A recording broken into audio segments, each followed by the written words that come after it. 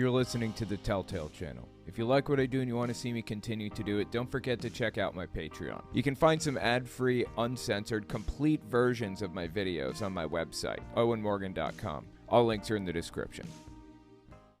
Welcome, everybody. Thank you for coming. I'm actually, I got a brand new camera. As I don't know, maybe you can tell, maybe you can't. I'm not sure, but I'm actually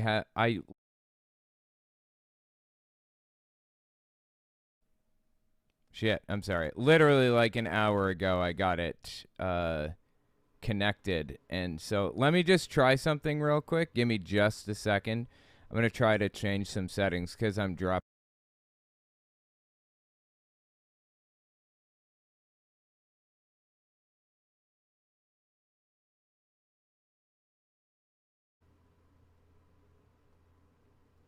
Testing 1, 2, 3. Okay, I'm sorry. It's dropping frames from it. So I think that should do the trick. Let me just try recording again. Hold on.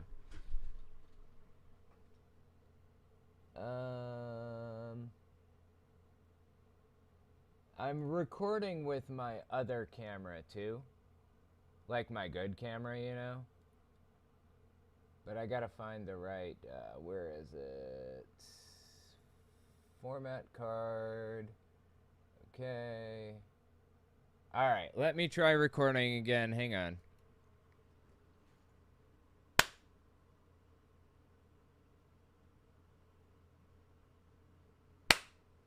Nope, still dropping frames, but whatever. You know what? We're gonna go on without it. Hopefully, it'll work out okay. Hopefully, I won't have too much trouble with it. Anyway, tell you what, let's talk about what we're going to be talking about tonight.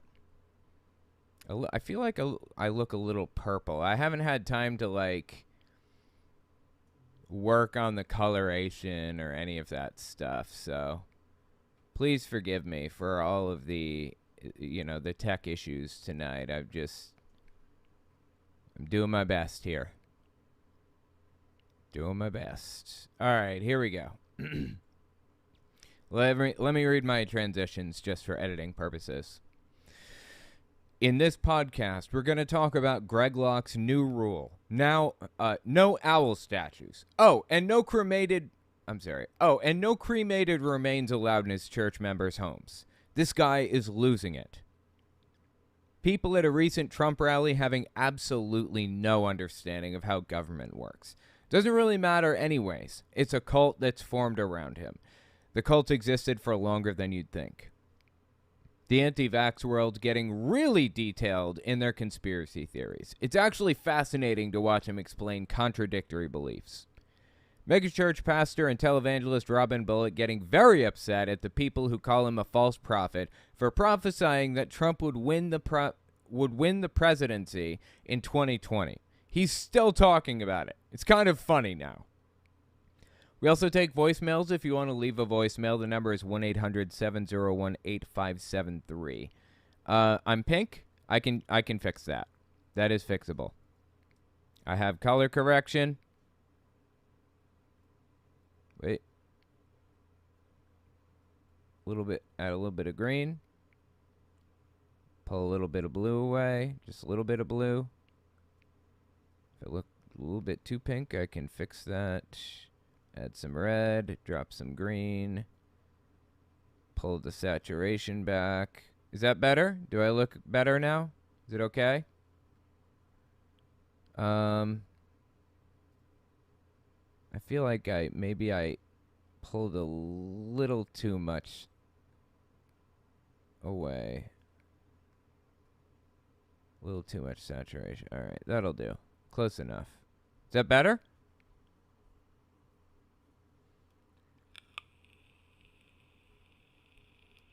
All right. Let's give that a shot. Hopefully that works. I do have my other camera recording, my good camera, the one that I've been using for years. I'm going to be resetting that every 30 minutes. And if for some reason this doesn't work out properly like it should, I'm just going to cut it and I'll just use what I get from my normal old camera. you know. Okay. Let's hit the first story, shall we? Let me just check everything here. Okay, I think we're good. Let's hit the first one. Now let me reset the camera so I have the editing marker in too.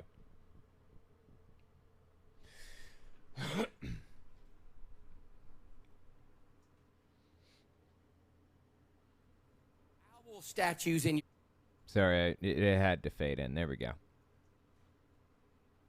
If you got a bunch of owl statues in your house, no wonder you feel weird. Is a representation of demonic powers against all of the tyrannical people that we call out on the left right now. They celebrate the owl god.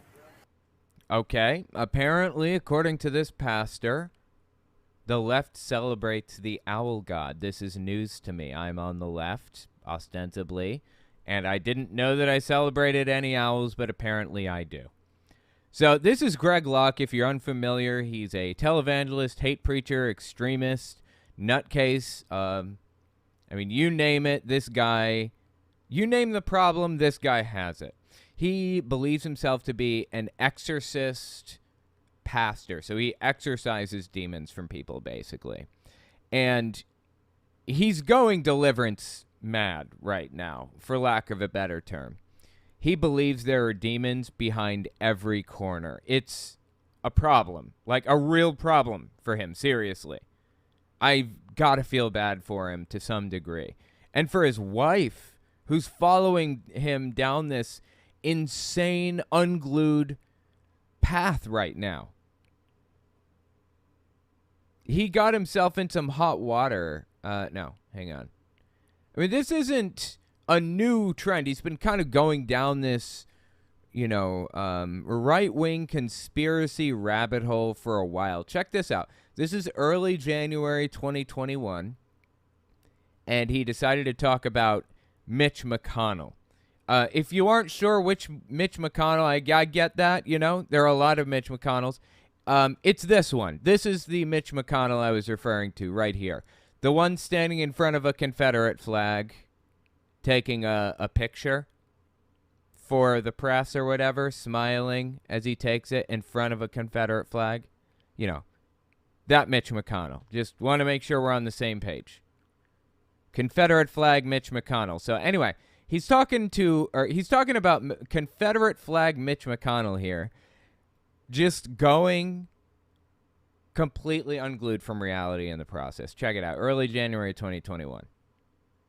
I'm here to tell you, there's a group of elitists that run this nation, a bunch of globalists that run the world, and their money runs it. And I'm going to tell you something. It is nothing more than a satanic death cult. And the clearest thing I've ever seen in my life is when... Okay, so when he says satanic death cult, what he's actually referring to is QAnon belief. He believes that QAnon is right about everything. I mean, the QAnon Q clearance patriot, the poster, the guy that posts all these cryptic messages online, he thinks he's right about all of it.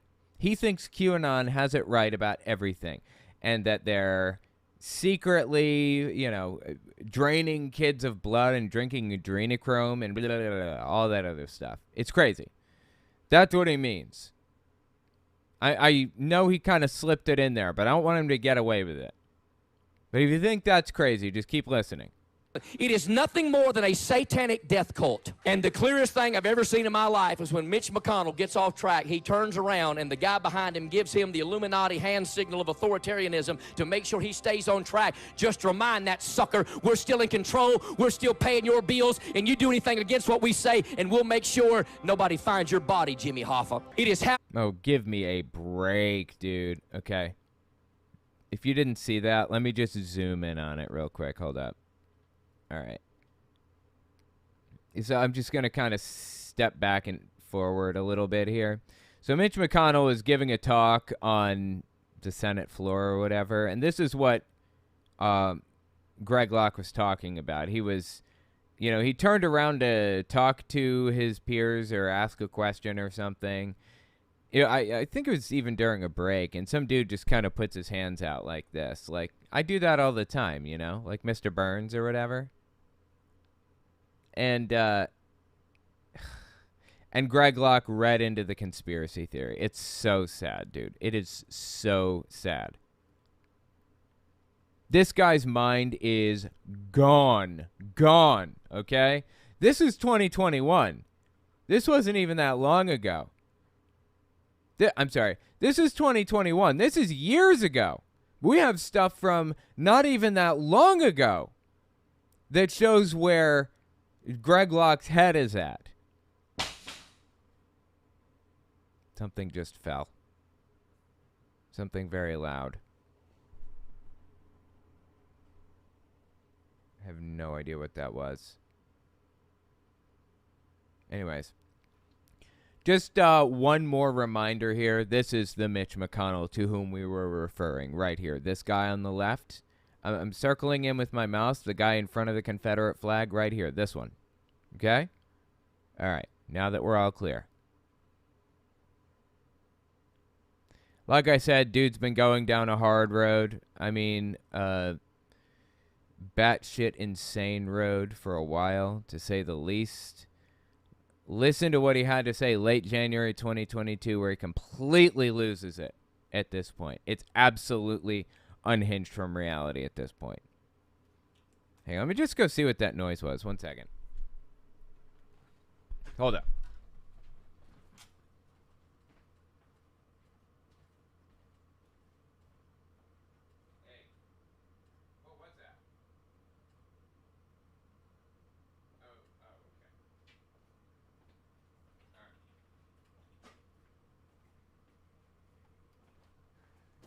It was the old bed frame. Oh, God, I'm purple again.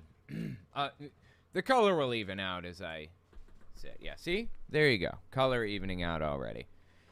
Anyway, 1 second. Just gotta get my chair adjusted so it's comfortable again. Kind of a difficult thing to do properly. There we are. Okay. See, the trick is to get the chair comfortable and on its back wheels, and also me right in the center of the frame. It's kind of a tricky little thing to do there. It's not right. Gotta fix it. Not right. Hold up.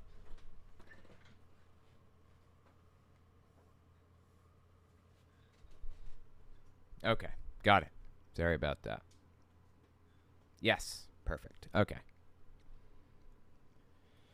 Now let's listen to Greg Locke go absolutely haywire. Kids were brought to Jesus, not of their own will, of their own volition, but by their parents, that had epileptic fits, anger issues, outbursts of emotion. And because we've called it possession, parents refuse to deal with it. Are you telling me my kid's possessed? No, I'm telling you, your kid could be demonized and attacked, but your doctor calls it autism. Wow. He's calling autism demon possession. Seriously. Autism is demon possession in this dude's mind. That one brought down some heat, not just from like people like me, but from his church members too. It was not good. And here's a little fun fact for you, if you were unaware. The only people that can cancel you are your own audience. If you do something expected, if your whole bit is being an asshole and you act like an asshole, then nobody is surprised by that and you're not canceled for it, right? It's like Joe Rogan's whole bit is, I'm a fucking dummy. I'm so fucking stupid. And he says really, really stupid stuff, and his retort or his protection for himself or whatever at the end of the day is, look, I'm just some idiot. You guys shouldn't be believing me, even though everybody's believing him anyways, right? If Donald Trump were to come out as gay tomorrow, he'd be canceled by half of his fan base. There are things Trump could do that would lose his, that would destroy his power base, such as affirm trans rights, affirm gay rights, stand for gay marriage, stand for abortion rights, all that other stuff. That would be it for Trump's political career. You can only be canceled by your audience. If I came out and said the N-word or the F-slur or the whatever, that would be unexpected. That would be outside the realm of what people would expect from me, and it would get me canceled. Of course, that doesn't exist because I don't say that stuff. But, I mean, videos of that don't exist because I don't say it. But anyways, Greg Locke, what he's saying here with this autism thing, there are a lot of people in his church that have children who are autistic. And he's calling it demon possession. He's saying your child just needs to be exorcised. That is a quick way to lose everything. I can't believe he survived that one. I'm telling you, your kid could be demonized and attacked, but your doctor calls it autism. Jesus, dude. So, like I said, he's going down the wrong road right now. He's been going down the wrong road for a long time at this point, fascinatingly. Anyway, September 10th, 2023. This is what I want to talk about because he had a couple of really fascinating new tenets that he wanted to lay down to be part of his church. If you want to be a part of it, you have to do these things. You have to believe this way. You have to blah, blah, blah. So let's start with the first one here. Again, September 10th, 2023. This is not Donald Trump. This is Greg Locke getting more extreme as time goes on, laying down more rules as we go. Oh yeah, and those rules, none of them are based on the Bible. Where in the Bible does it even imply that something like autism could possibly be exorcised because it's a demon or whatever? It's completely made up. He made that up. Well, he made up more stuff too. Listen to this one. I told my wife, I said, Ty, sweetheart, the reason there is a spirit in our house, and I named it, I said it's a spirit of death. And I said the reason it's here is because of that urn with your mother's ashes in it. Your house, ooh boy, is not a cemetery. Stop celebrating death because Jesus wants the presence of himself to come into a room full of life, not death. Okay, well, Jesus is everywhere, isn't he? He doesn't, limit himself to only places where cremated remains don't exist or whatever. Wouldn't that be like the anti-church or whatever? It's like demons aren't supposed to be able to set foot in churches or whatever. I guess Jesus can't set foot where ashes are. What the hell is he talking about?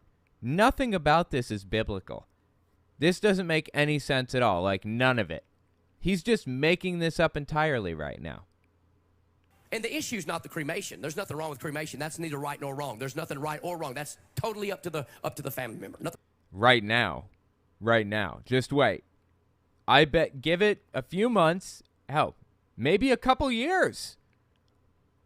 Enough time, and this guy will go down the road far enough that he believes that everything is evil.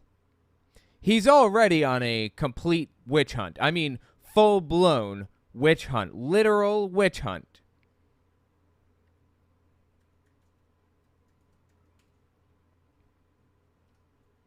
I got to find the clips now. Hang on.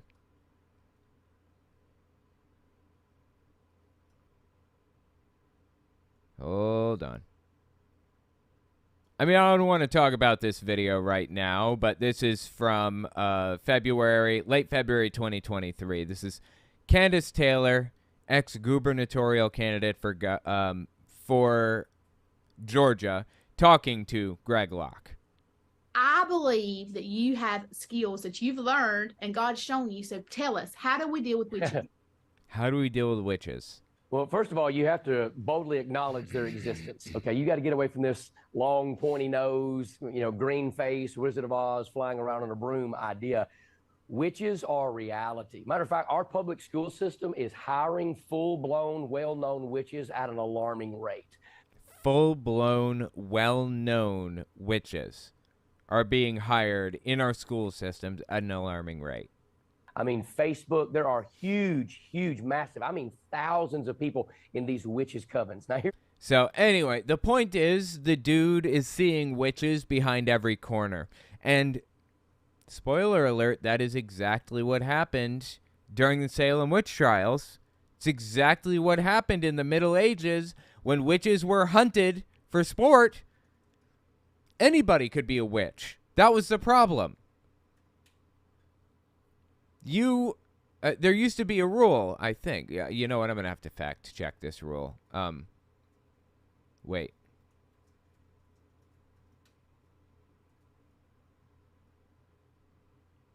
Let me just double check, make sure that this is accurate.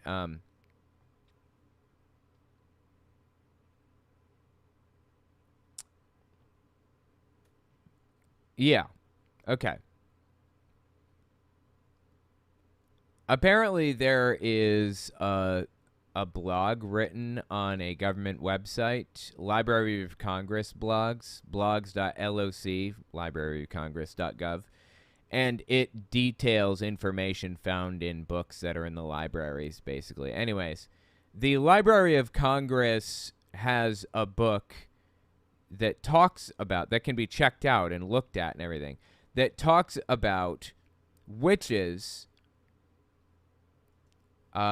being identified, and if the witch sinks, it turns out she wasn't really a witch after all. You throw her in a lake, she sinks, she wasn't a witch. You throw her in a lake, she floats, she was a witch, and she should be killed for it. Either way, this person is going to die. That is the end result of a witch hunt. That is where Greg Locke is going right now. Seriously. Hold on. Give me a second here.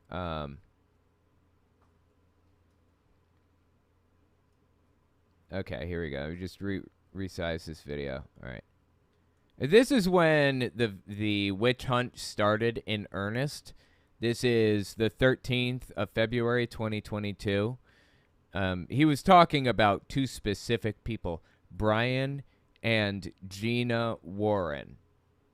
They were part of his security staff, and he didn't like them anymore, so he named them as witches. He didn't specifically call them out in this video, but in another subsequent video, just like a couple days later or something, he specifically named who these two witches were. we got first and last names of 6 witches that are in our church. It was only 2 witches, Brian and Gina. And you know what's strange? 3 of you are in this room right now. Well, 2 of them were in the room.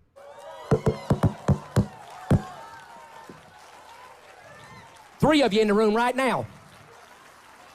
You better look in my eyeballs. We ain't afraid of you, you stinking witch. You devil-worshiping Satanist witch. We cast you out in the name of Jesus Christ. We break your spells. We break your curse. We got your first name. We got your last name. We even got an address for one of you. Well, he had the address for both of them because he went over to their house regularly. Brian and Gina Warren, seriously. I mean, I don't want to go down this rabbit hole right now. I've been down this rabbit hole enough. I just want to draw a point out about Greg Locke slowly but surely mentally deteriorating. Sometimes you got to let people reveal themselves for who they are. And I'm not talking about just people that have little problems or a little skiff. I'm talking about people that are involved in full-blown divination. Full-blown spirit of witchcraft. They've been reaching out to you, talking about how low down, sorry, and good for nothing we are, but we've been nothing but good. So I ain't got nothing to hide, so that's why I drop names sometimes. If you have ever been prayed over, had hands laid on you. Just get to the point, Greg. By Brian and Gina Warren, you are under a curse of witchcraft. So anyway, there you go. He named the witches just like that. The point was that anybody that he doesn't like, by the way, they weren't witches. They just had a different view on something than he did. That was it. He's going to the Reawaken America tour, hosted by like Clay Clark, and you know, they have Eric Trump there. They had Donald Trump. It's a QAnon conference, basically. He was speaking at this conference, and they said, we don't think the people at the Reawaken America tour are good people. We think they're false prophets, and they are.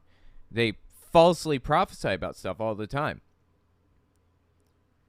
And suddenly a switch flipped, and he believes that they're witches getting their power from Satan rather than from God, where he believes that he gets his different but equal power. So anyways, that's the witch hunt this dude's on right now. It's insane. His mental deterioration is accelerating now. Up to the family member. Nothing wrong with the cremation part. It's what... So the cremation thing, he's saying right now, there's nothing wrong with being cremated. Give it time. Give it time. I think with enough time, we will come to find that he will outlaw cremation also. Nothing wrong with the cremation part. It's what you do with the remains from the cremation. So look, I didn't expect a bunch of standing clapping. I don't want it. Because I'm trying to lovingly... Good, because you're not getting it. ...explain to you that you will never be able to rid your home of the finality of the spirit of death if your home still, even in the back of your mind, celebrates that sort of death.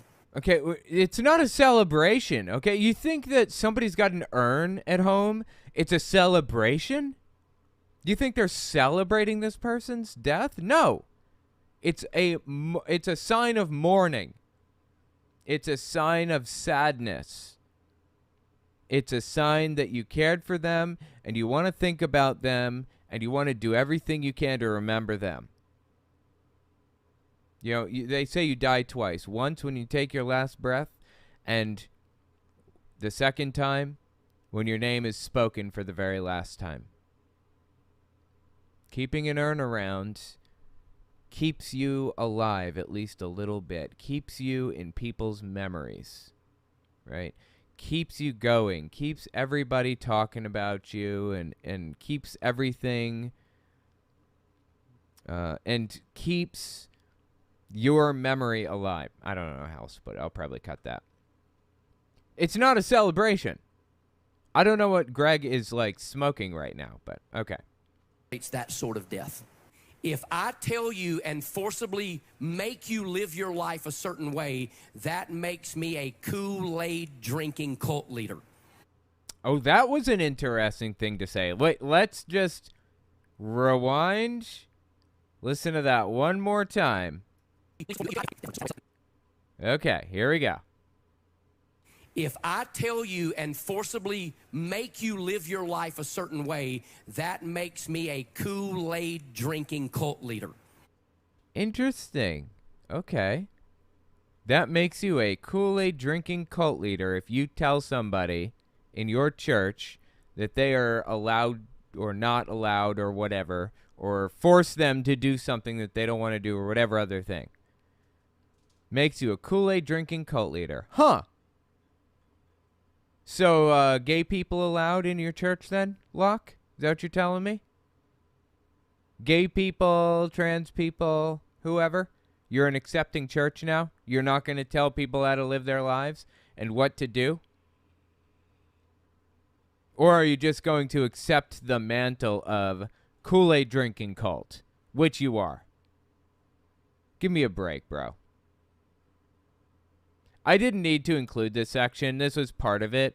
But I felt like it was necessary to show you how this guy views himself and the dichotomy between reality and his fantasy land. Father of this house. He believes himself to be some noble, special guy. He would never do something to force you to live a way or to live a life in such a way that it doesn't agree with your morality or whatever. Well, he does that all the time. What the hell are you talking about? If I tell you and forcibly make you live your life a certain way, that makes me a Kool-Aid drinking cult leader. That makes you a Kool-Aid drinking cult leader. I'm the pastor and the father of this house. I am not the pastor and the father of your house. Okay, why is he crying right now? We need to keep a cry counter in the corner. I counted all the cries in one of these, and I think it was like 19 of them. Again, I don't care if somebody cries. Far be it for me to criticize somebody for that. But it is a manipulation tactic in a lot of cases. There's no reason to cry right now. Like, why is he crying? And in addition to the fact that there's no reason to cry right now, his cheeks are dry. His eyes are dry. There is no crying taking place. There's only manipulation happening here. That's it. Not the pastor and the father of your house, but I want your house to radiate with the glory of the Lord. So, anyways, yeah. He's going off the deep end, dude. Seriously.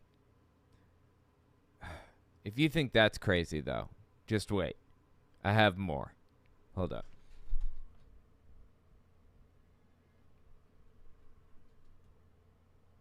Just want to reset my camera, my other camera, just in case I have some trouble recording with this one, which it appears as though I might. I've dropped 55,000 frames. That's not good.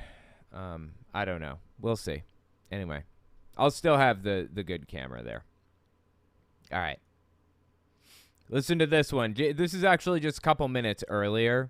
I want to play him out of order because I want to give you an idea of what he's going to be talking about. Check this one out. Lilith is mentioned in the Hebrew text in Isaiah chapter 34, but Lilith is not mentioned as Lilith. Lilith is mentioned in the context of an animal called a screech owl. Okay, so I don't know what he's talking about, the book of Isaiah, whatever other thing. I don't know if that's true or not. I don't even feel like looking it up to find out if what he's saying is true about the book of Isaiah. But I looked into Lilith out of curiosity, and long and long ago in Mesopotamian times, when did Mesopotamia exist?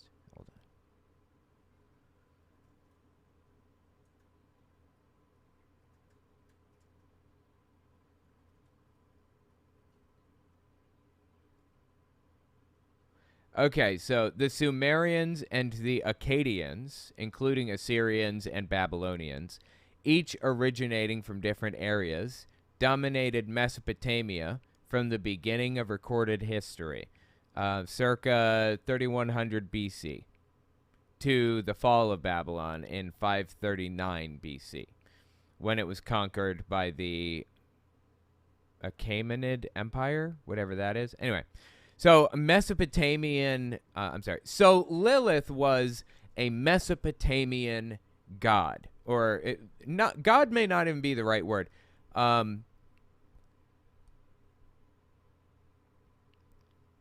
the time and in the area, there wasn't really a concept of God that we have today. It wasn't really the same exactly. There were a number of different gods, and they were capable of doing some things, incapable of doing others. They were not omniscient or omnipotent or whatever other thing. They just had special powers. They were special people who could do special things. They weren't all good. They weren't all bad. Lilith was one of those Mesopotamian creatures. Not all good, not all bad. You know? It was like, I don't even remember what she was what was, I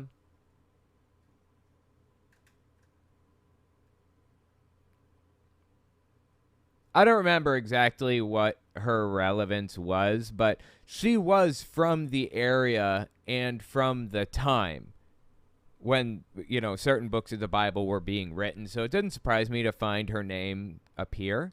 Just like it doesn't surprise me to find the name of, like, Baal appear or Marduk or whatever. Because those were gods or deities to some degree of the time. And you know what? Yahweh was a deity of the time too. He wasn't omniscient. He wasn't omnipotent. Not all powerful, not all knowing, not all wise, none of that. He was just another dude in the mix that made a deal with the Jews. You know what? You worship me and me alone, then I will protect you from everything and everybody. That's it. So it doesn't surprise me to find Lilith's name in the Bible at all. There are actually a number of different gods listed in the Bible. What surprises me is that there's only one mention of Lilith. I would have thought that there'd be a lot more than just one, but okay. So I don't know about this screech owl thing, but go on about Lilith.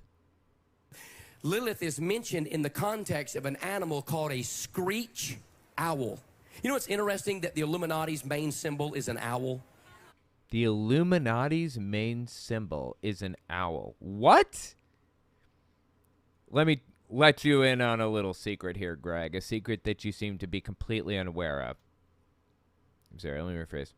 Let me let you in on a little secret here, Greg. A secret to which you seem to be completely unaware. There's no such thing as the Illuminati. It's made up. It's fake. It was fabricated in the 1960s to scare the shit out of people. It was made as a prank by a bunch of people writing into Playboy magazine because they wanted to mess with you. And it worked. Now, the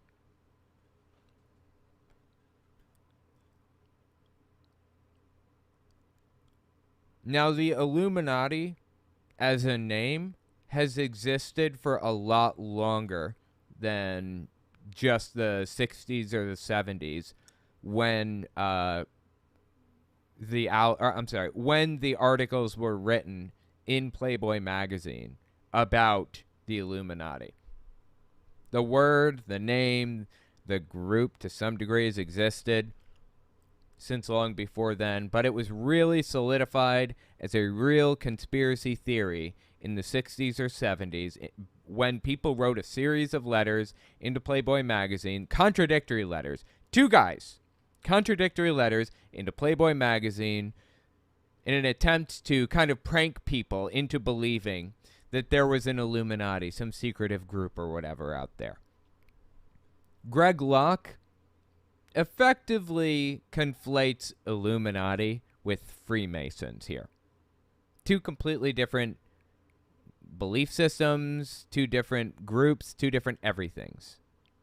Context of an animal called a screech owl.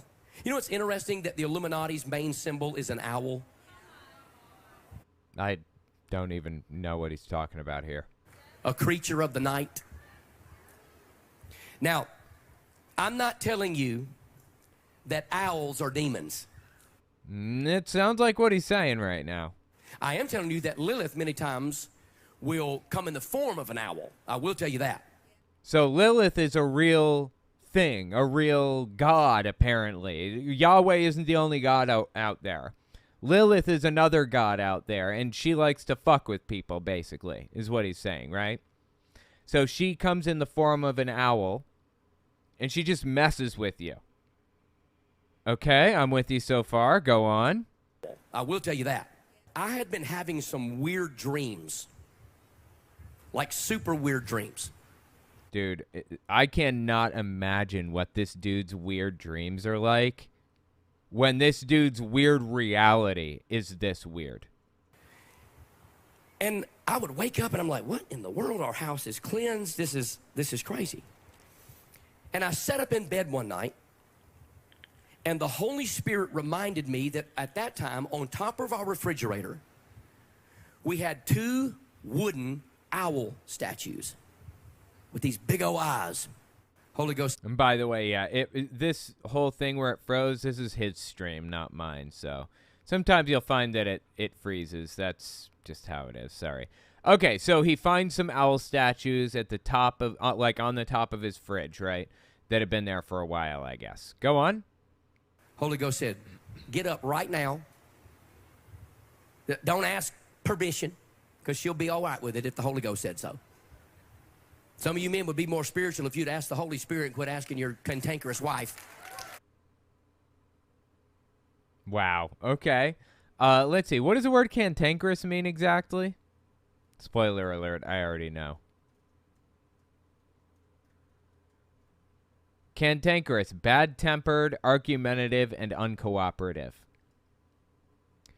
Some of you men, what was it he said? Some of you men would be more spiritual if you'd ask the Holy Spirit and quit. Some of you men would be more spiritual if you'd ask the Holy Spirit and not your ill-tempered, argumentative, uncooperative wife instead. Come on, man. This dude is just cringy as it gets. You'd ask the Holy Spirit and quit asking your cantankerous wife. Oh. Come on. You can hear his little hype men in the background. I think that's his wife. Or the other way around.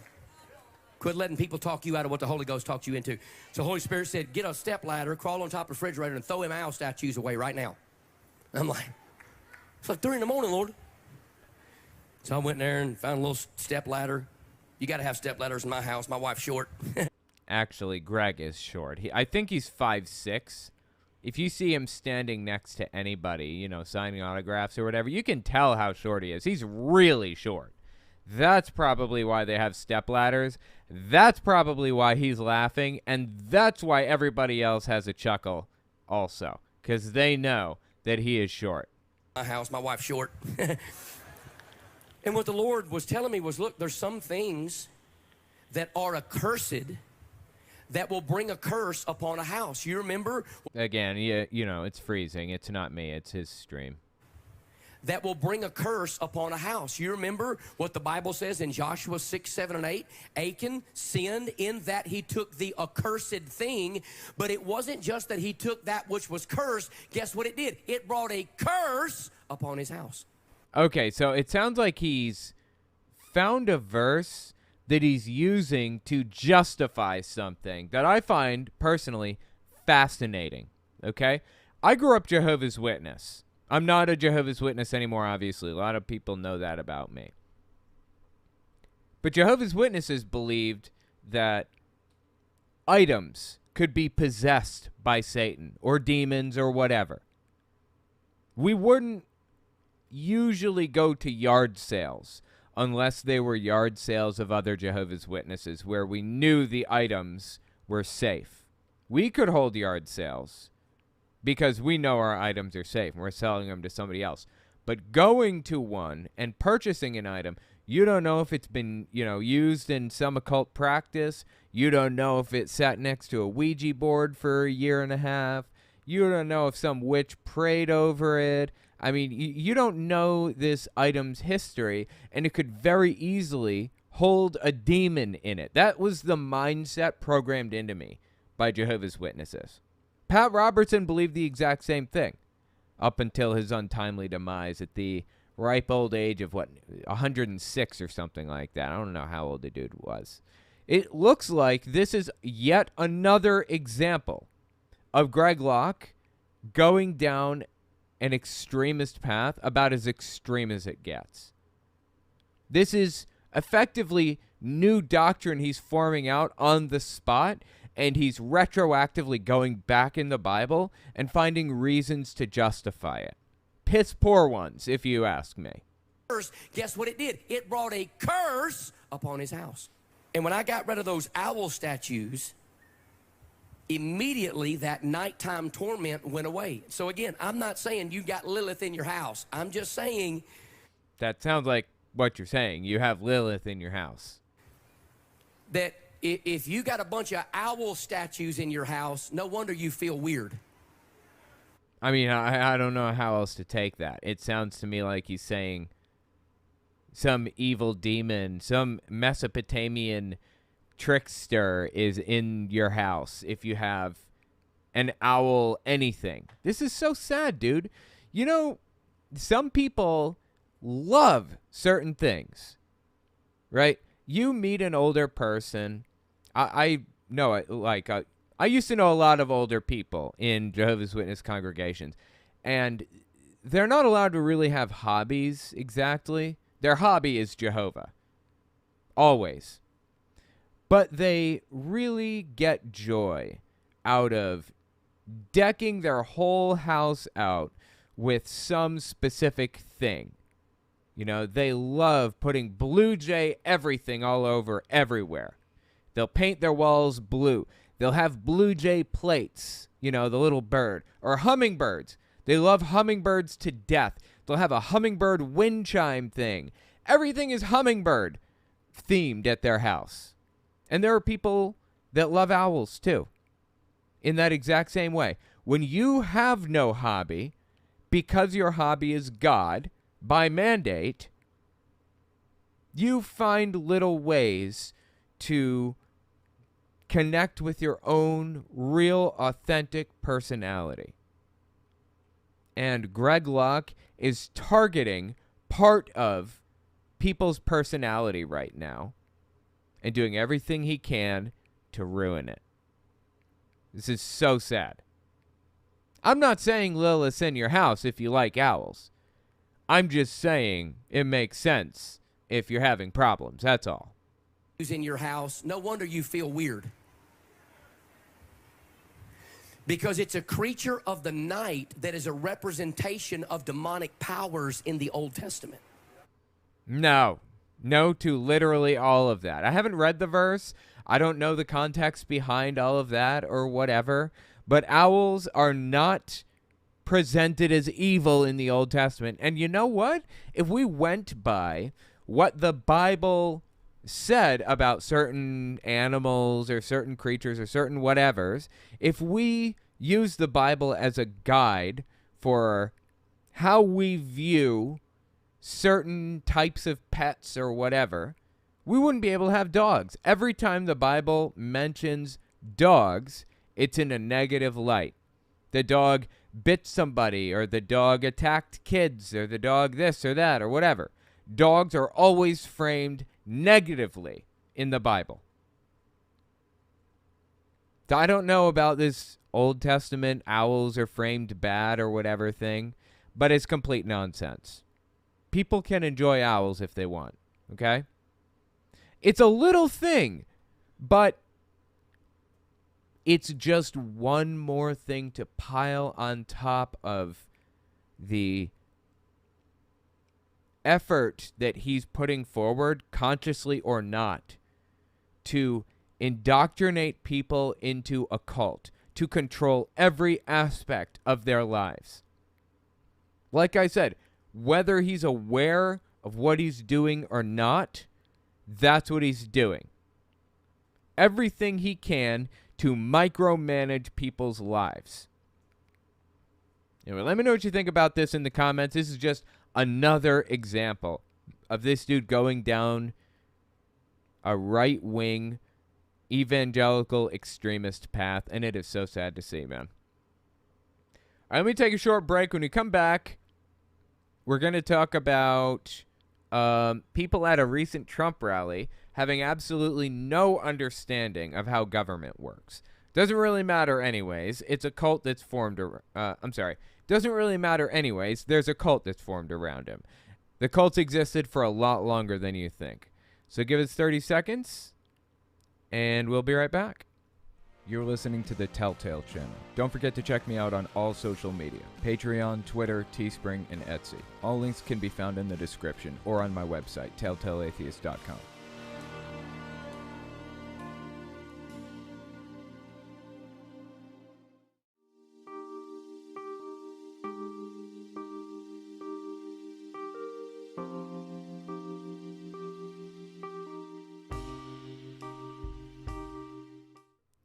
Welcome back, everybody. All right, give me a second here to pull up the other clip, and then we'll hit super chats. Hang on 1 second here. Where is it? Hold on. See, 24 podcast clips. That's weird. Would have expected this to be open already. All right, here we go. This is it. Yes, perfect. This is a really interesting one, if you ask me. That's why I put it second, because I figure most people are going to be here by the second story. All right, let me read my transitions real quick just to kind of get it out of the way real quick. Hang on. Next, we're going to talk about Greg Locke's new rule. Now, no owl statues. Oh, and no cremated remains allowed in his church members' homes. This guy is losing it. Next, we're going to talk about people at a recent Trump rally having absolutely no understanding of how government works. Doesn't really matter anyways. It's a cult that there's a cult that formed around him. The cult existed for longer than you'd think, too. Next, we're going to talk about the anti-vax world getting really detailed in their conspiracy theories. It's actually fascinating to watch them explain contradictory beliefs. Next, we're going to talk about Megachurch pastor and televangelist Robin Bullock getting very upset over people who call him a false prophet for prophesying that Trump would win the presidency in 2020. He's still talking about it. It's kind of funny now.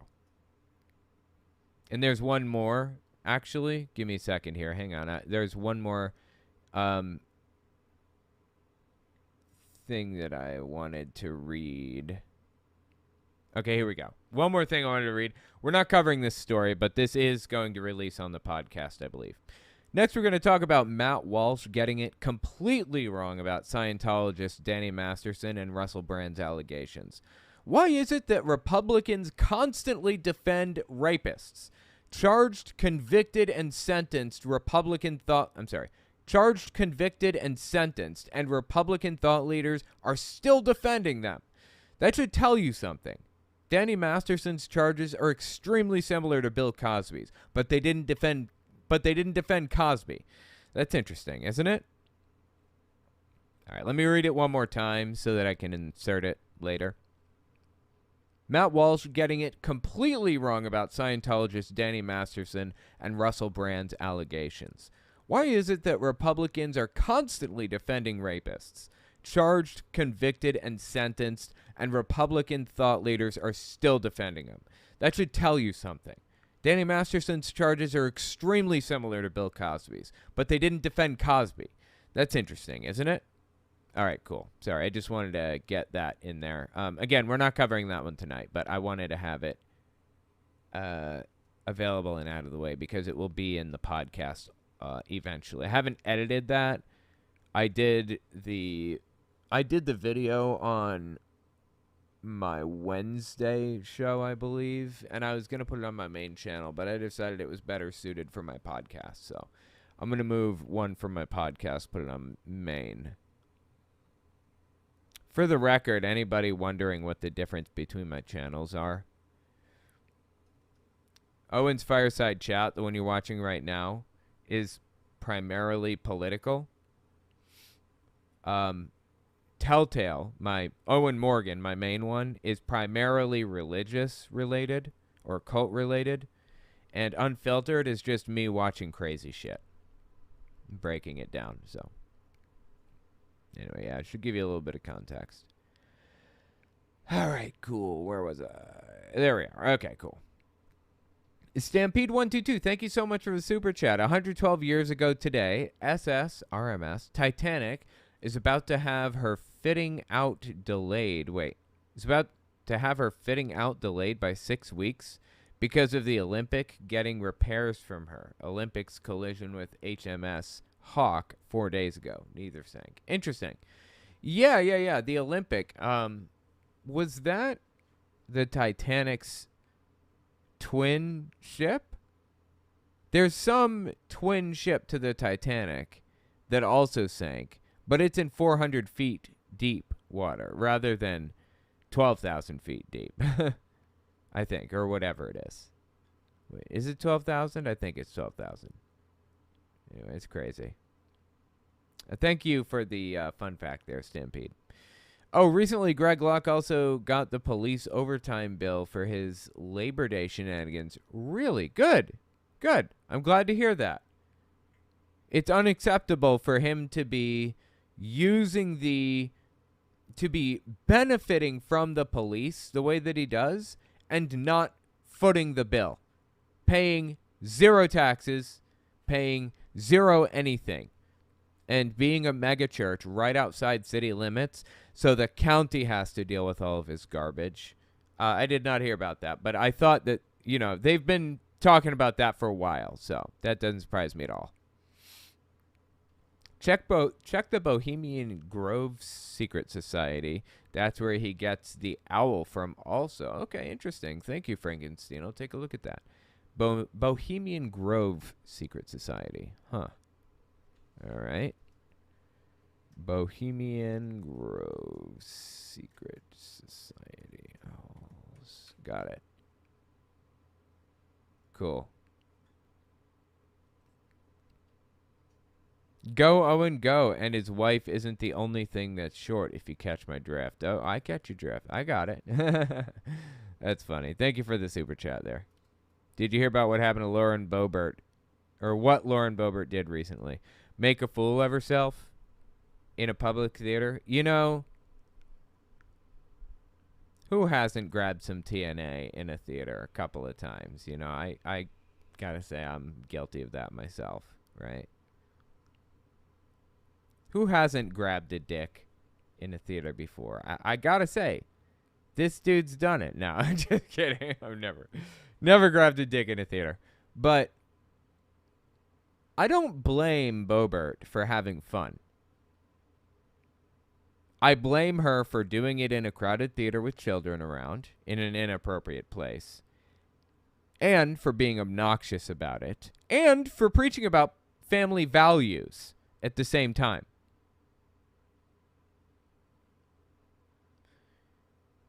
The party of morality has none.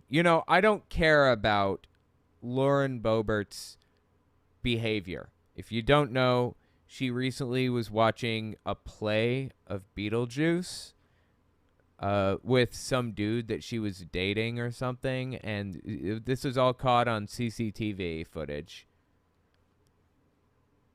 It may be appropriate to show.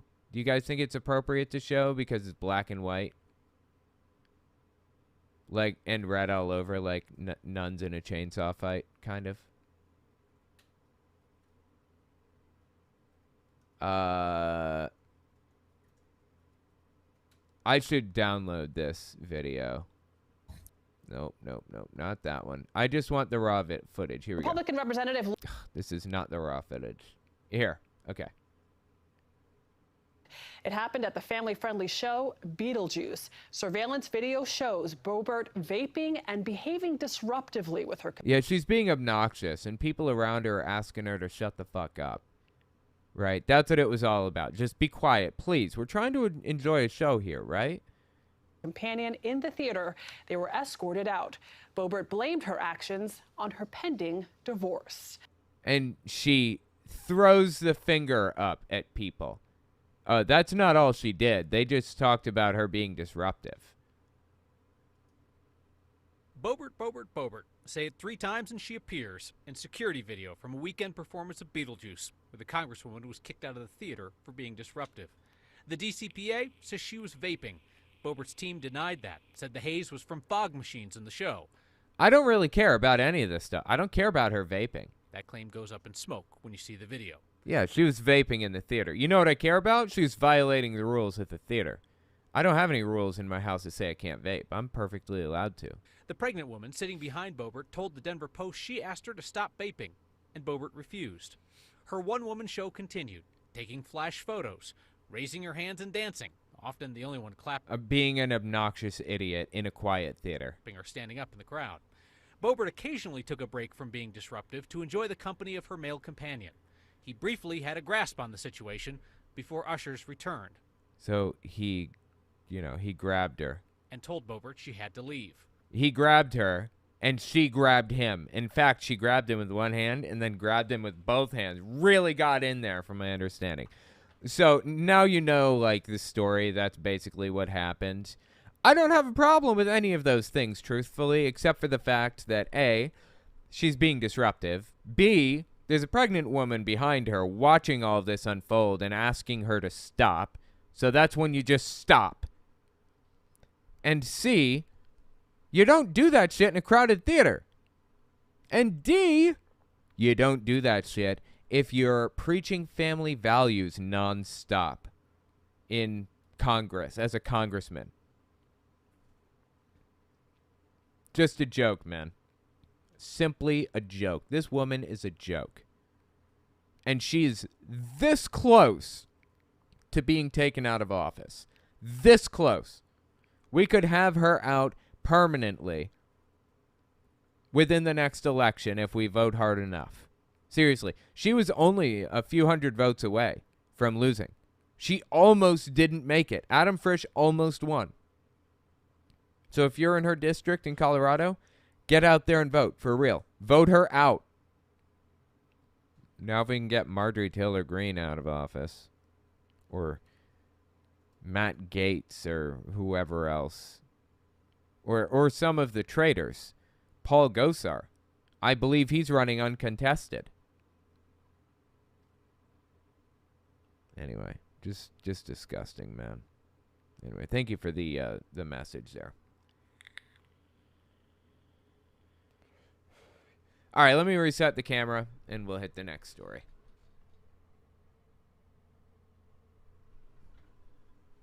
Cool.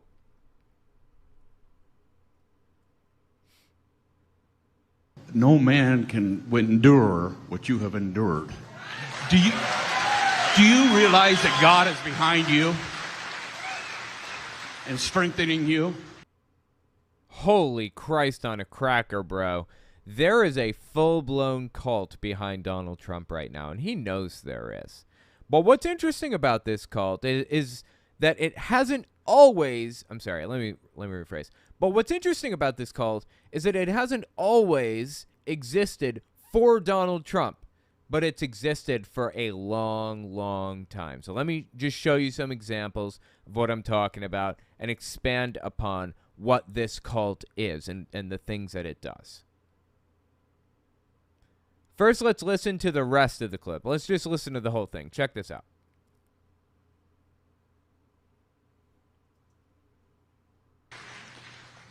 I want to thank you, President, for all that you've done. And this is a question at his rally, I guess. The question I want to ask you is, I'm telling you, no man can endure what you have endured. No man can endure what you've endured. Well, I don't know about you, but I've read the book Night by Elie Wiesel, and that dude endured some shit. It was about a Jewish kid at a concentration camp at Auschwitz who lost his father, I think just weeks before being liberated by Americans, I believe. And the horrors detailed by that guy in what happened to him, how he escaped and what his life was like and everything else. Horrific stuff. Horrific stuff.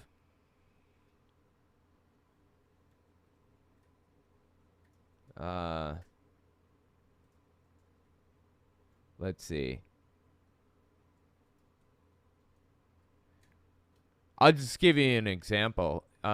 In this town that he lived in, he was in another...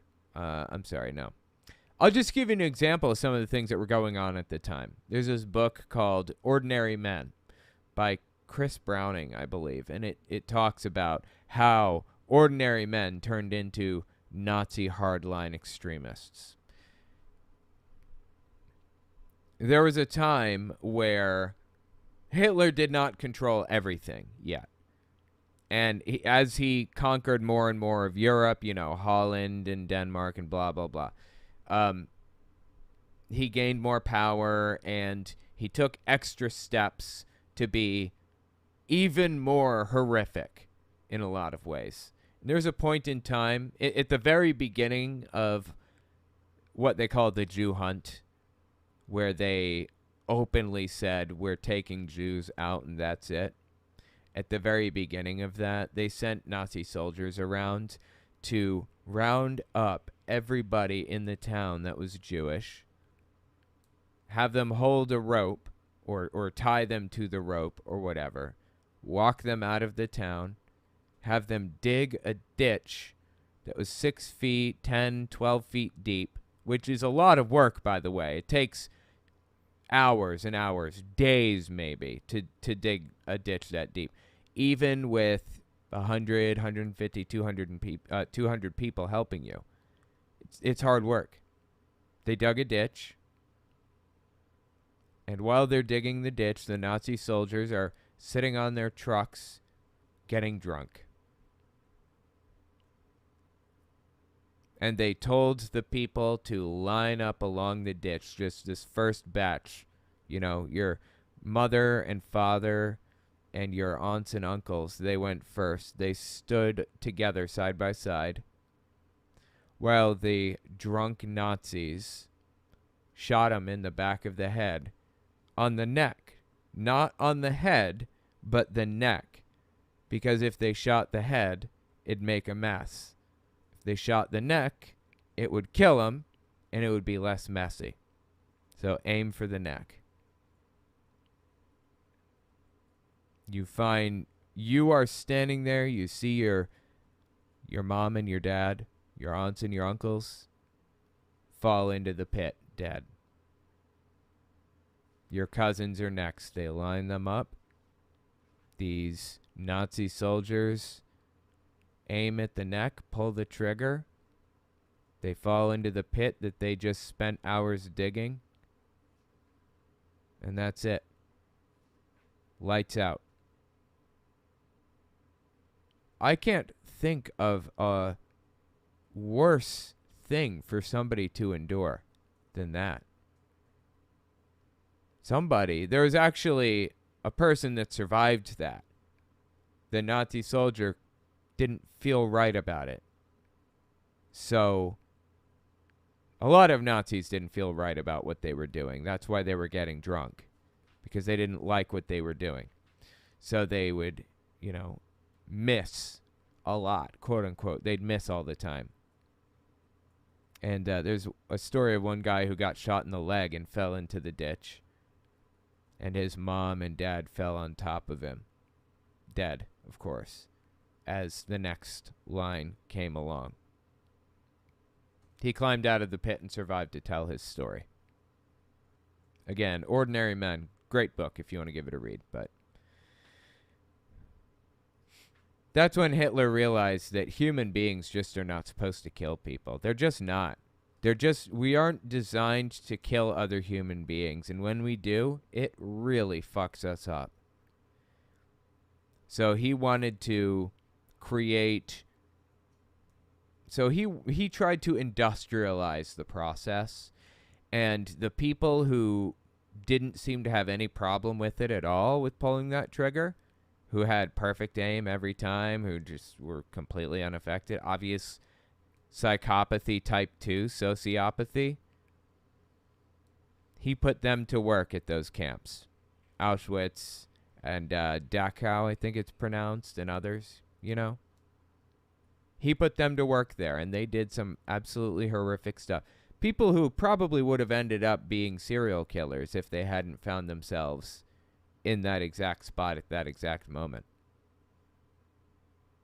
Absolute psychotic nutcases. Zealous extremists who were out to hurt anybody that they could. Now, what was it that this guy said? Let's just listen again. I want to thank you, President, for all that you've done. And a question I want to ask you is, I'm telling you, no man can endure what you have endured. No man can endure what you have endured. with that context in mind, that is a truly, deeply disgusting thing for this guy to have said, right? A truly disgusting thing. This is by no stretch of the imagination the only example either of Donald Trump being praised as the only guy who could have done it, been treated worse than anybody in the history of the world. No one else could do it. He's so strong. When he's a scumbag.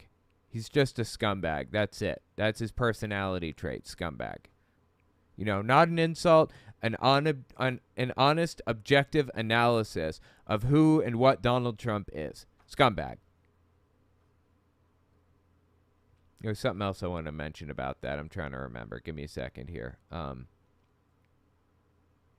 on. It was about Knight, Elie Wiesel,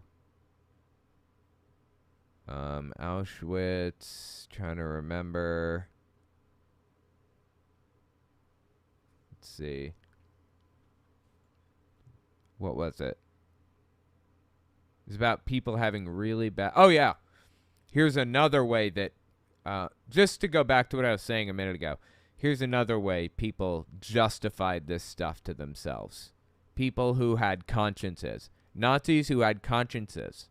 Who genuinely believed in the cause, but had trouble dealing with what they were doing.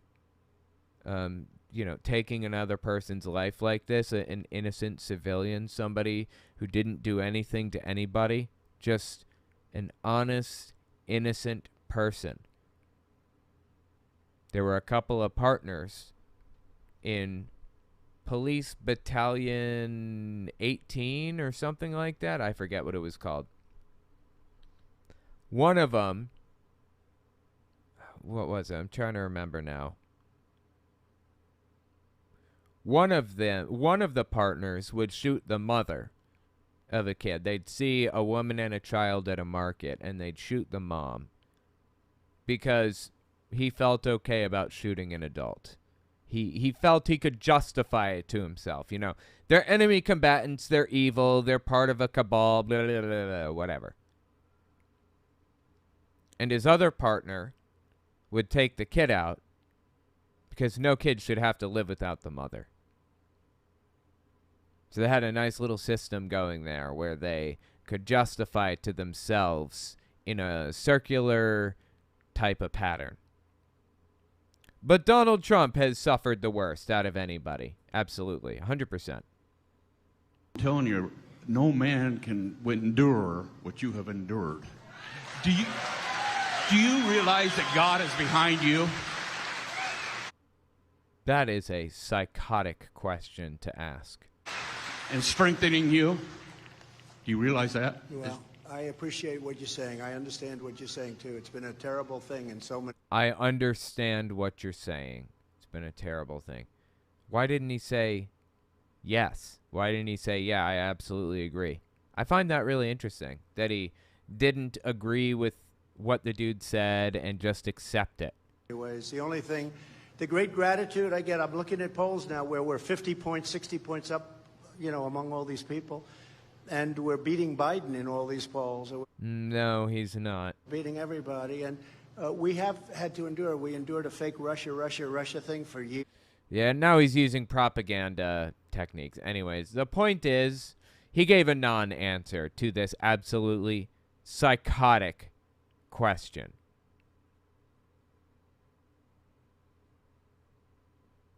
This stuff were all fake. And think of how bad these people were. A guy like... Who? Who is these people? What does he mean by these people?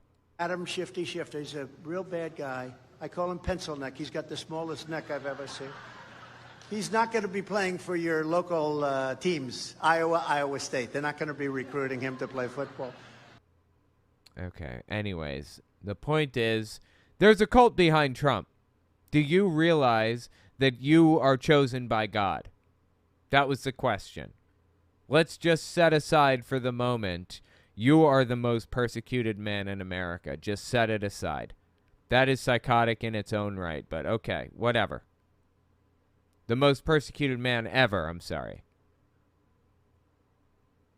But the fact that there is a full-blown cult behind him fascinates the hell out of me. Where did this cult come from?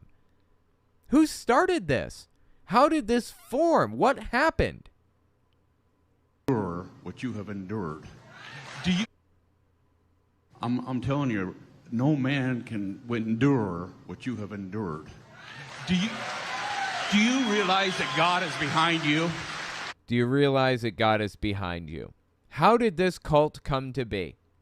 Well, fascinatingly, this cult has existed for a long time, and it's been formed out by Fox News over the years. Check this clip out from Jesus Camp. This is going to get a copyright hit now. Ugh, God, dealing with copyright. The owners of Jesus Camp been pretty good about it. They've just erased the claim and let me do it. But watch this clip for a second, so you get an idea of the existence of this cult before Donald Trump came along. Okay. This is 2006, by the way. I just want to put that out there. 2006, Jesus Camp was the documentary. Okay, we're going to welcome Mr. President now. Cardboard cutout. Well, talk to him. Say, welcome President Bush. We're glad. This is psychotic. What's happening here?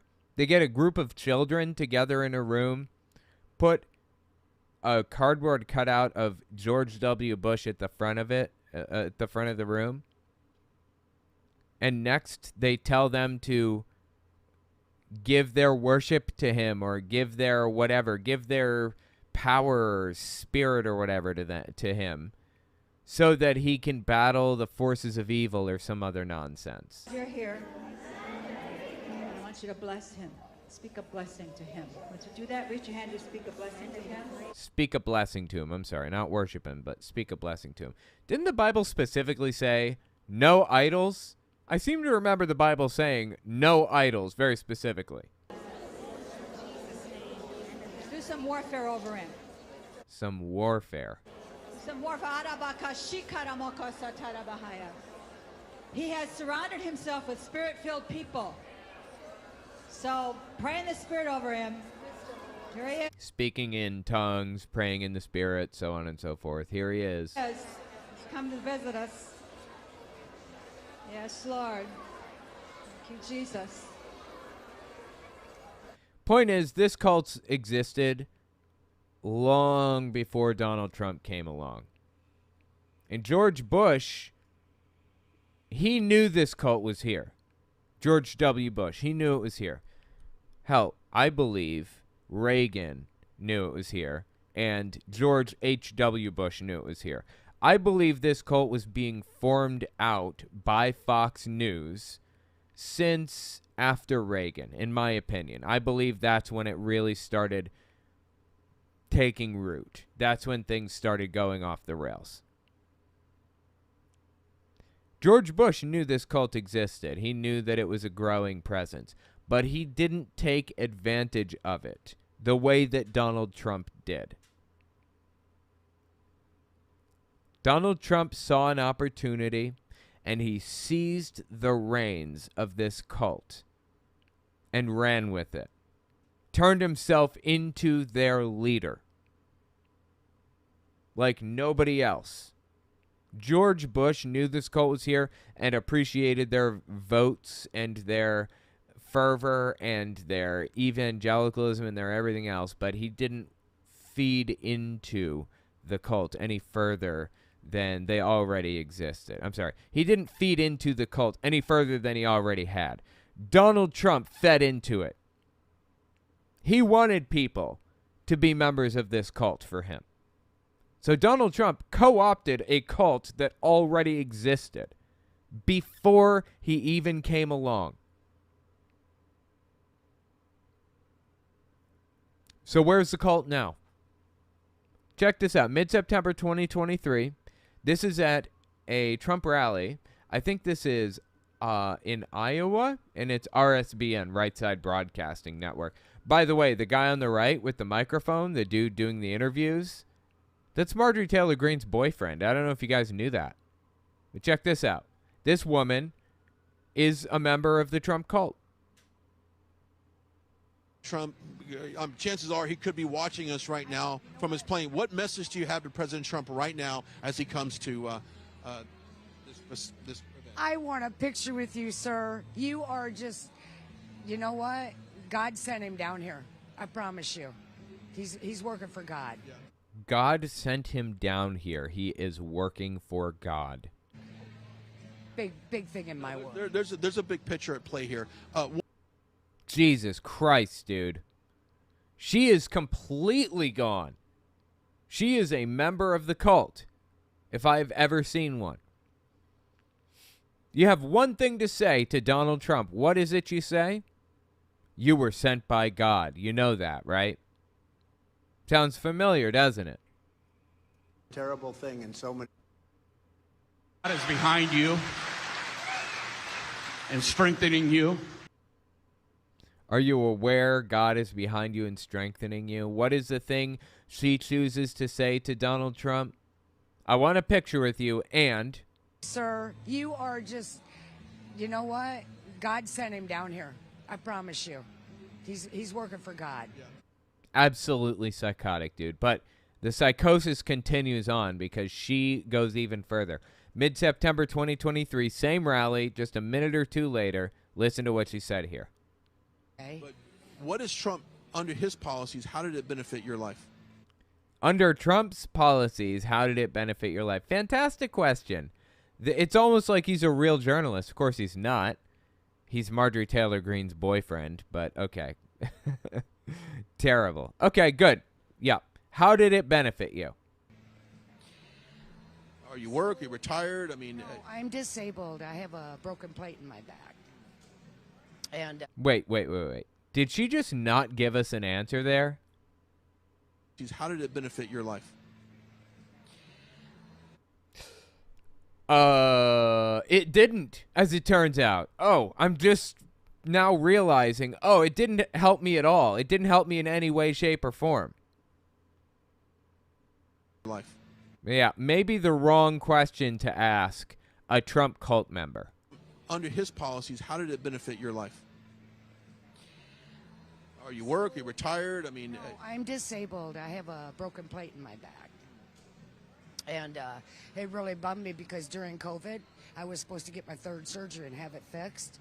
It really bummed her because during COVID, okay? And when the doctor, a very big specialist, went to fix it, he said, "Where's your Medicaid?" The doctor said, "Where is your Medicaid?" Why would the doctor say, "Where's your Medicaid"? The doctor has nothing to do with insurance billing. Isn't that like another department? Doctors just there to do the job that they're there to do, aren't they? So what do you mean, where's my Medicaid? Well, they took my Medicaid. So I'm coming up here hoping I can get my surgery done. Well, it's interesting, right? Okay, well, I'll tell you the party that you want to vote for and the person that you want to vote for.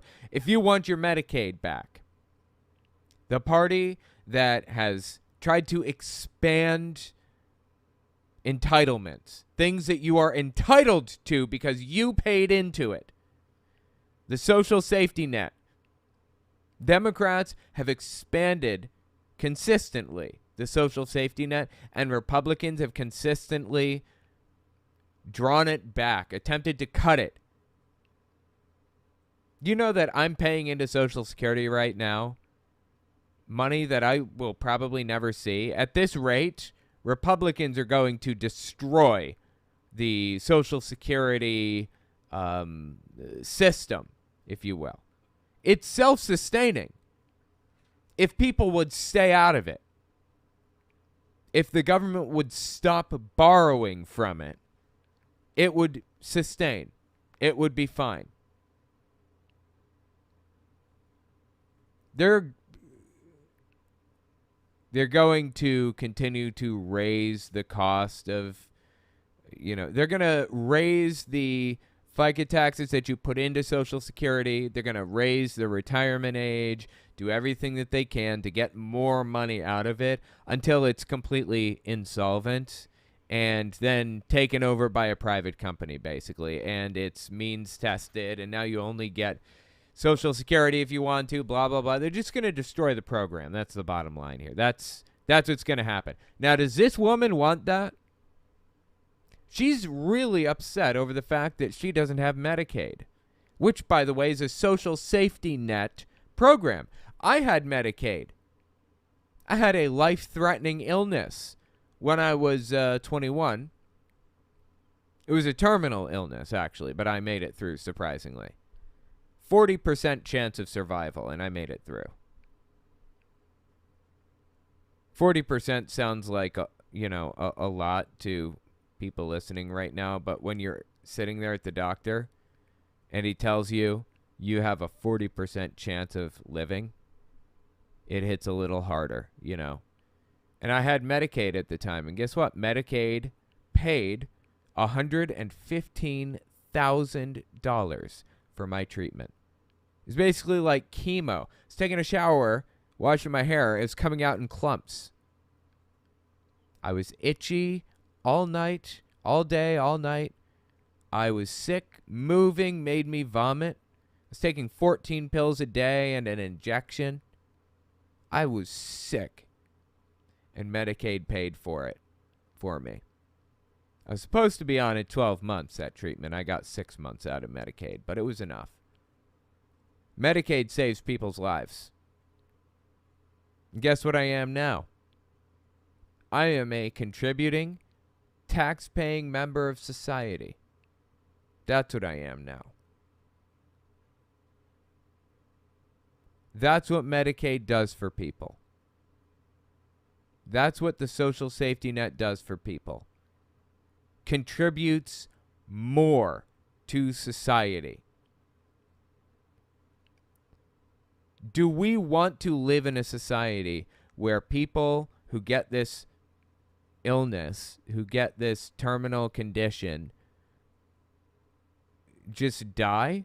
Do we want to live in a society where they just die because they don't have $115,000? They'll never see that much money in their lives. I've never seen that much money in my life. Do we want to live in a society like that? Or do we want to live in a society where we pay 9% more in taxes? Everybody, across the board, 9% more. And $0.00 a month for medical insurance. Just 9% more in taxes across the board. And we all have health care. That's the system I want to live in, where everybody who needs it can get their back surgery, can get their treatment for their terminal illness. And not just 6 months worth either, the whole 12 months that are recommended by doctors. I want a system where everybody can get what they need out of the healthcare system.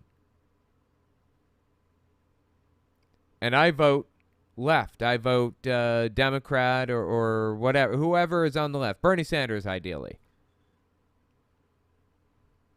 Does this woman? Of course she doesn't. She votes Republican. Down ballot, or right down the ballot every time. Republican, Republican, Republican. Does she think they're making her life better? Did she think that they're improving her situation? She's on Medicaid, and she thinks that this is helping her? Does it get more brainwashed? So I'm coming up here hoping I can get my surgery done. Well, it's interesting, right? So she lost her Medicaid, and she came to a Trump rally hoping she could get her Medicaid back so that she could get her surgery done. That is some wild shit right there, man. That is wild. Hey, let me reset the camera. Okay, cool. Check this dude out. Mid-September 2023, same rally, just a minute or two later. I just had to purchase a new car because a deer totaled my other one. A deer totaled my other one. It sounds like you totaled the other one. Yeah, like a deer. You know what? The deer got behind the wheel and he'd been drinking for a while and he's like, "Hey, bad kitty, no." Yeah, you know, the deer had been drinking for a while and he decided to get behind this guy's wheel and drove the truck into a tree by accident. So this damn deer totaled this guy's car, right? No, it was your stupid ass that totaled the car, okay? It was just a deer that you hit. All right, but you know what? I'm being a little too nitpicky. Let's keep listening. I purchased a new car because a deer totaled my other one. And way to take a responsibility for your actions, but okay. It just, everything, the cost of everything is way too high. And insurance, medical insurance as well. Medicare, Medicaid. Well, fortunately, I'm on Medicare, so. Oh, you're on Medicare, huh? How about that? Sounds like a social safety net program that Republicans, like Donald Trump, your God Emperor, are desperately trying to cut. Fascinating. Now, Marjorie Taylor Greene's boyfriend here, Brian, I think is his name, he was the one that brought up medical care. Why did he bring that up? Do you have any idea how much money I pay every month to make sure that my little family of 3 have medical insurance? Take a wild guess in the chat. Just guess. Toss out numbers. I'm going to wait for a second so I can get some numbers tossed out. And then I'll tell you.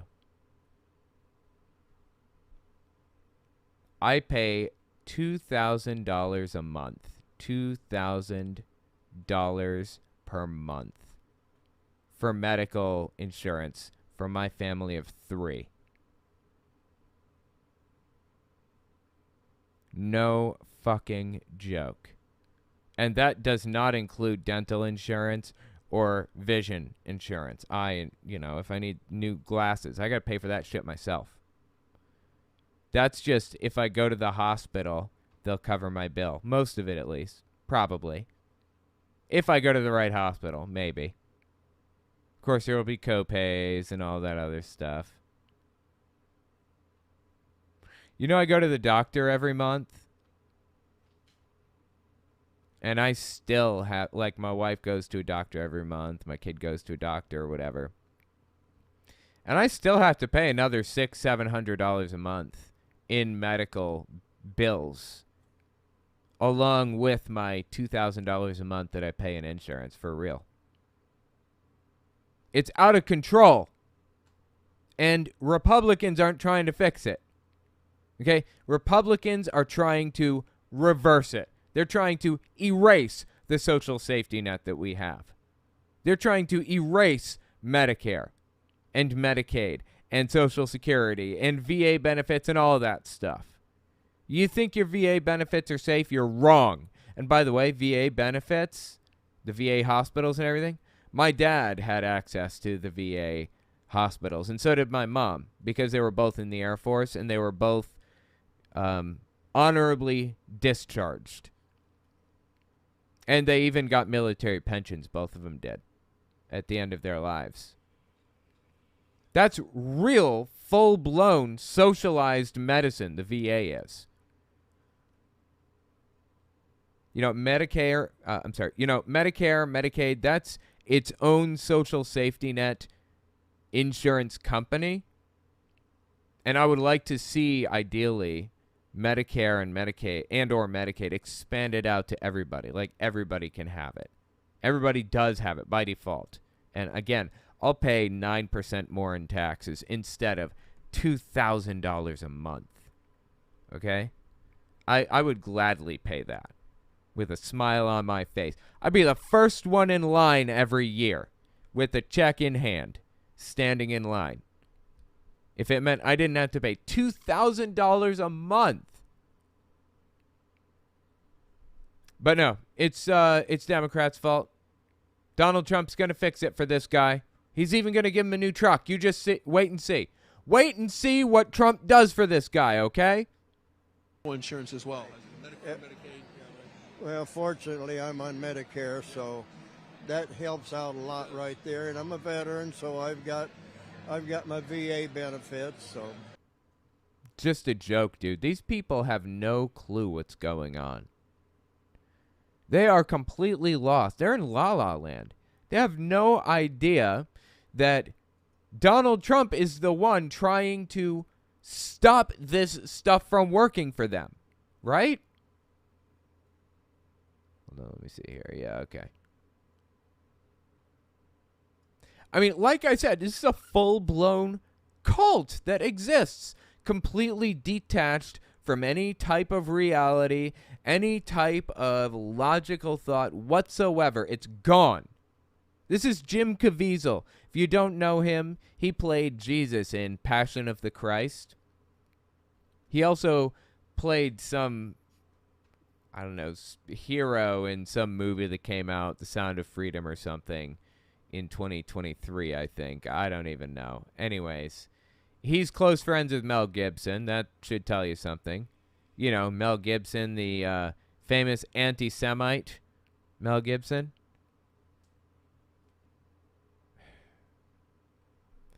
Anyways, he's a QAnoner. This guy is, Jim Caviezel is. Believes in the whole QAnon belief system, everything.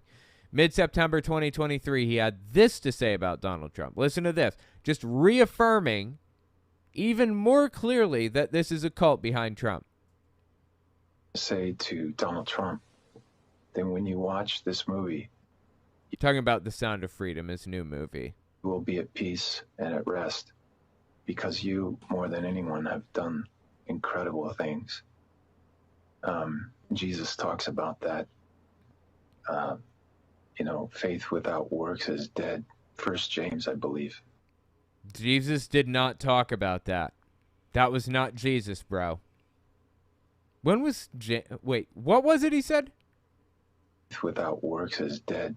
1 James, I believe. Wait, is there a second James? What was it? Okay, hang on. You know, faith without works is dead. 1 James, I believe. Okay, let me just look this up. Okay, so the book of James, it's just a book. It's just James. There's no first James to it. But the verse is James 2:14-26, apparently.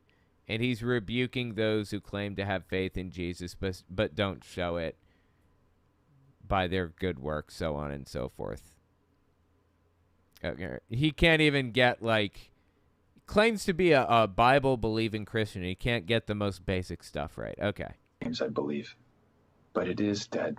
And Donald Trump, people talk about how private he is about his faith. Well, no, he's just, I believe that Trump is the first atheist president, truthfully.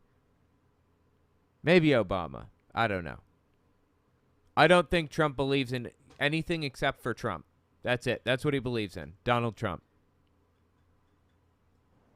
he's getting it done for our Lord and Savior. Getting it done. And our Judeo-Christianity, when you go back to David, you know, Trump is like that. Here's a boy that was called out. Many people didn't like him, including his own.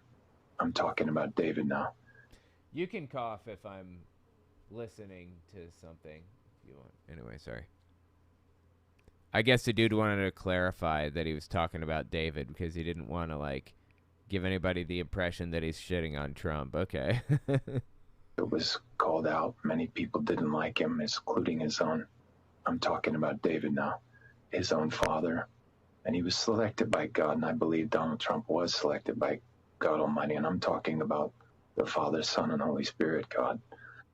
So he says Trump has been selected by the Father, the Son, and the Holy Spirit to be the whatever, the Messiah. And he listened to the voice and probably didn't think he was the best guy, where Maybe he thought he was the best guy, because in my opinion, he's... Of course he thought he was the best. Are you kidding me? Of course Trump thought he was the best guy. He thinks he's the best guy in every situation. Thought he was the best guy, because in my opinion, he's pretty great. It's just painful. It is painful and sad to see these people desperate to make Trump out to be some martyr, some hero. I mean, one more time. Listen to the clip from the very beginning. Listen one more. I want to thank you, President, for all that you've done. And a question I want to ask you is, I'm telling you, no man can endure what you have endured. Do you... Dude, let's look. Just zoom in and look at Donald Trump's face as this is said, okay? Let's zoom right in on this puppy. I know it's entirely too close to Donald Trump's face. You never wanted to be that close to his face, but you know what? Here we are. I want to thank you, President, for all that you've done. And a question I want to ask you is, I'm telling you, no man can endure what you have endured. Do you? Oh yeah, except for the Jews that were lined up along ditches that they had just built, or that they had just dug, and then shot in the back of the neck by Nazis, or, you know, people who... I mean, I guess, you know what, I'll leave it at that. I guess those people count, you know. Those people probably endured a little bit more than Donald Trump. The dude that was shot in the leg instead of the back of the neck because the Nazi soldier just couldn't deal with it anymore and didn't want to kill anymore, despite hating that person to the death. But no, it's Trump. Do you realize that God is behind you? Is he smiling? It's so grainy, it's hard to tell. It's strengthening you. Do you realize that? Well, I appreciate what you're saying. I understand what you're saying, too. It's been a terrible thing in so many ways. The only thing, the great gratitude I get, I'm looking at polls now where we're... Dude, it's just painful. I don't believe that Trump believes in anybody but himself. Not for a second. Let me know what you think about it in the comments. Does Donald Trump believe in God? Does he believe in anybody except for Donald Trump? Tell me what you think. All right, let me take a short break. When we come back, we're going to talk about the anti-vax world getting really detailed in their conspiracy theories. It's actually fascinating to watch them explain contradictory beliefs. So give us 30 seconds, and we'll be right back. You're listening to the Telltale Channel. Don't forget to check me out on all social media: Patreon, Twitter, Teespring, and Etsy. All links can be found in the description or on my website, telltaleatheist.com.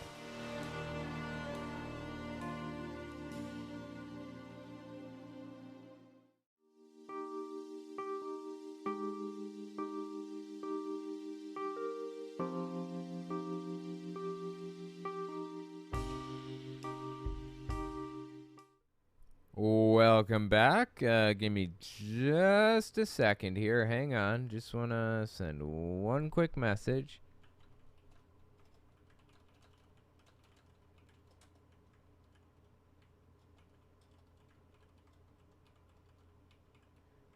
Okay. Message sent. Just asking my wife if she wanted to feed the cats. Anyways. Let's see here. I'm dropping a lot of frames right now. I hope that this camera comes out the other side okay. And this recording of my camera. Be a low quality one, but I'll see if I can improve it as time goes on anyway. Alright, let's see here. Love your work as always. These people are the perfect advertisement for mental health services. Completely insane and audacious in their insanity. The depravity knows no bounds. Absolutely. Yeah, no, you're absolutely right. It doesn't know any bounds. The level of depravity to which these people are willing to go is simply disgusting. I mean, they have no moral bottom. These people. There's no moral bottom here. None. They'll do anything for their God Emperor. They'll do anything to further their goals. And ends justify the means mentality, which is a hallmark of a cult. That's what I've come to expect from cults. Seriously. Oh, hello, Miki. Got a little floof ball here. Go on. Not right now. Sorry. Can't deal with it right now, kitty. All right, let's see. Thank you, Diva Journey. I appreciate the message. Zinkacat, I met my boyfriend at an anime convention, and we groped like that before we knew each other's names. We have been together 19 years. Hey, that's what matters. You know what? Enjoy life. Enjoy life when you're here. We only get one spin around this planet. Enjoy it. Right? Been together 19 years? Good. Enjoy your time. You know? Absolutely. Like I said, who hasn't done a little weird stuff in a theater? Has anybody done anything weird in a theater? I mean, who hasn't, right? But not in a packed theater. Not in a theater with children in it. And not when you preach about, when you make your entire life about family values, quote unquote, as she calls them. Anyway, this is stupid. Thank you for the super chats. Real Pumpkin J, I managed to hit a deer that jumped straight out of a field. 2 cars on that West Virginia road in opposite directions, and we both hit it. Wow, that sucks for that deer. Damn. Yeah, deer just come out of nowhere sometimes, you know. They're like... And then the headlights, they do that whole freezing thing. They're like, oh, I don't know what to do now, you know. And it makes them freeze, and then boom. Not good. Not good. Deer do so much damage to cars every year. It's scary. Especially when you see one walking around. That I slow the fuck down immediately. Because that means there are probably more in the area. I start honking my horn and stuff to warn other drivers and to scare off the deer if they're near, you know. You see one deer, there are probably more. Anyway, scary stuff for sure. Thanks for the messages, guys.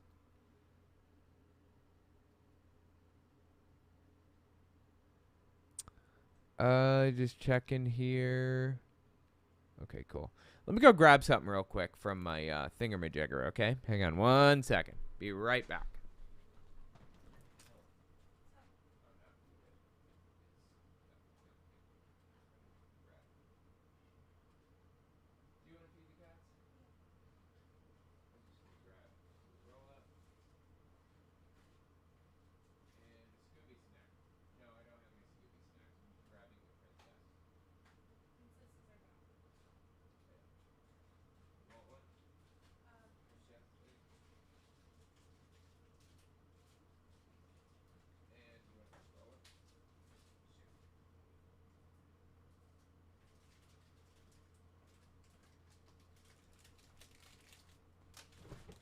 Okay, sorry guys, I'm back. I think it's interesting that how purple I look in this new camera. I was messing with it earlier, and there are settings that I can use to fix that. I'm purple because of weird settings that need to be corrected. By the way, I'm eating princess gummies. They're 100 Disney princess gummies. No, I'm sorry. Yeah, 100 Disney princess gummies. They're fruit-flavored snacks. And they're so heckin' good. I love them to death. And I'm eating fruit roll-ups. You know why? Because I have my own money now that I'm not 8. And I can eat as many goddamn fucking fruit roll-ups as I want. I'm not limited to 1 per day in my lunchbox. I could literally eat these things for breakfast, lunch, and dinner if I chose. It is an option that I could choose if I wanted to. Literally spend my entire food budget on these things if I wanted to. And nobody could tell me no because there's no fucking adult overhead. It's yelling at me about how many fruit roll-ups I eat. So, these are the Jolly Rancher kind. We're adults. We can eat candy if we want. That's right. We can. And we will. Even princess gummies. Come at me. You don't like that I'm eating princess gummies? Come at me.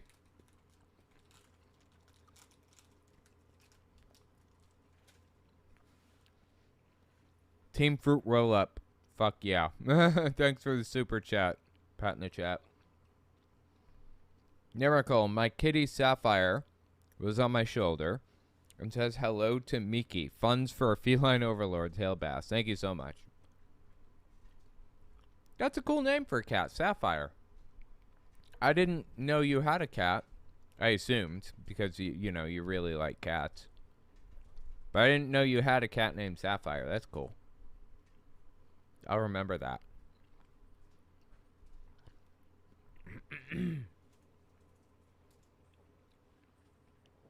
When I say I will remember something, I'll remember forever.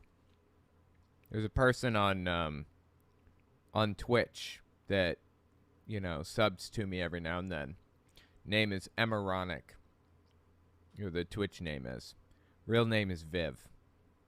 It's up here. I remember. I just twisted two princess gummies together. I don't know what this one is. Oh yeah, here's another benefit of this camera, this new camera. The focus can change. Well, let's see.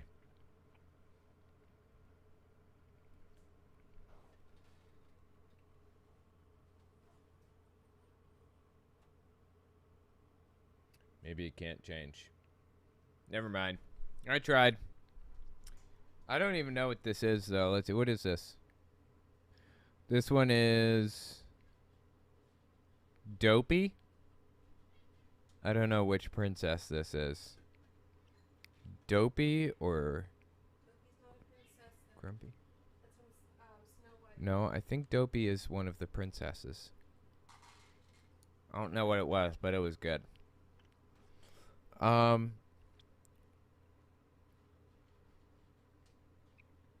This one looks like, I don't know what this looks like a fractal. Looks like food now. What's this one? I can kind of make out a face. I think Cinderella, maybe? This one might be Cinderella. I think. And this one is Pocahontas? Once again, they're food now. Okay. Thank you for the super chats, everybody. Appreciate it. That's awesome.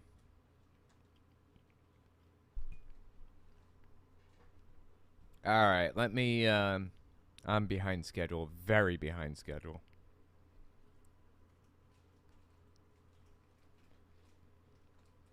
Alright, we're going to try to zip through these two.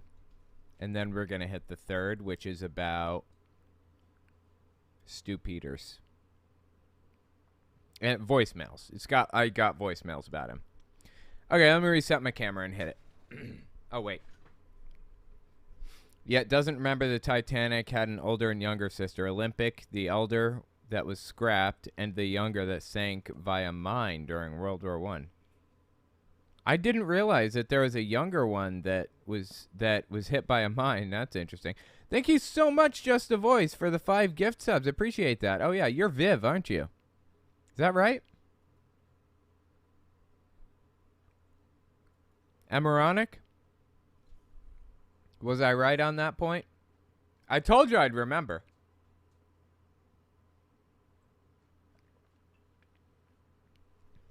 I'm pretty sure.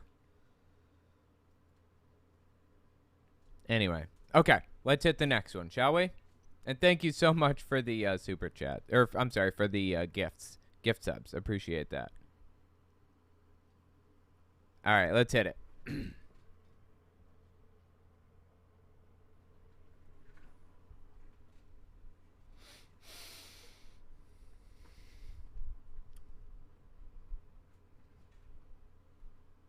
Yes, I was right. Just a voice. Yup.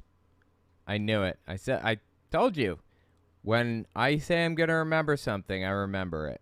I have a memory like an elephant.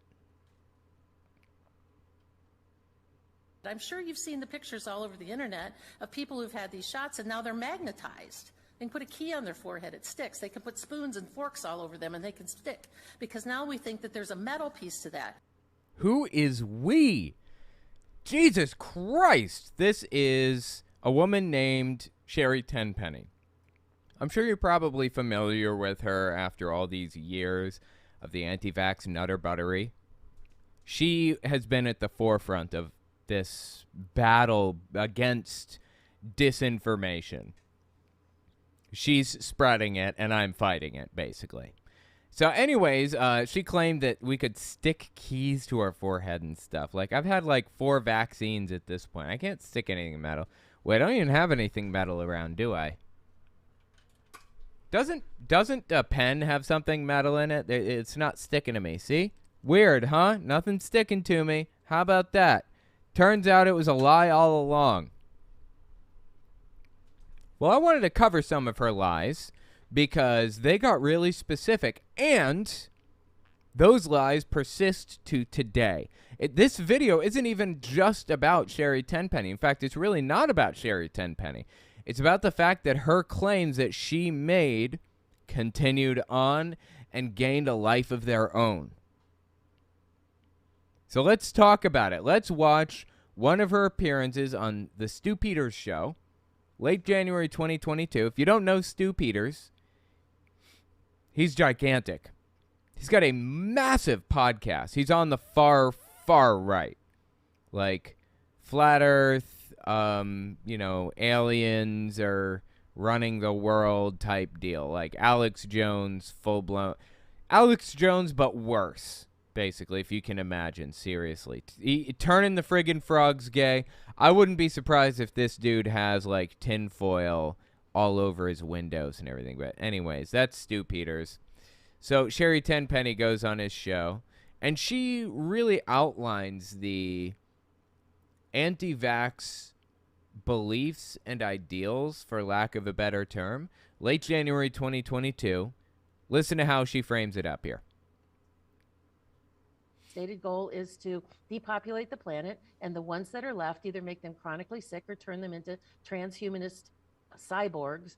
So she's saying that the stated goal of the deep state, presumably, is to turn everybody into transhumanist cyborgs? Okay. I'm listening. Let her cook. Maybe she has more to say. Can be controlled by and manipulated externally by 5G, by magnets, by all sorts of things. Now, by magnets or 5G. Again, I'm not magnetic, okay? 4 vaccines, not magnetic. Never was. In fact, I'm aiming to get another vaccine. Look, here's some metal. It's my wallet chain. See? Doesn't stick to me. How about that? That's super weird, isn't it? Huh? And you know what else? I've had 5G on my phone for about 2 years, okay?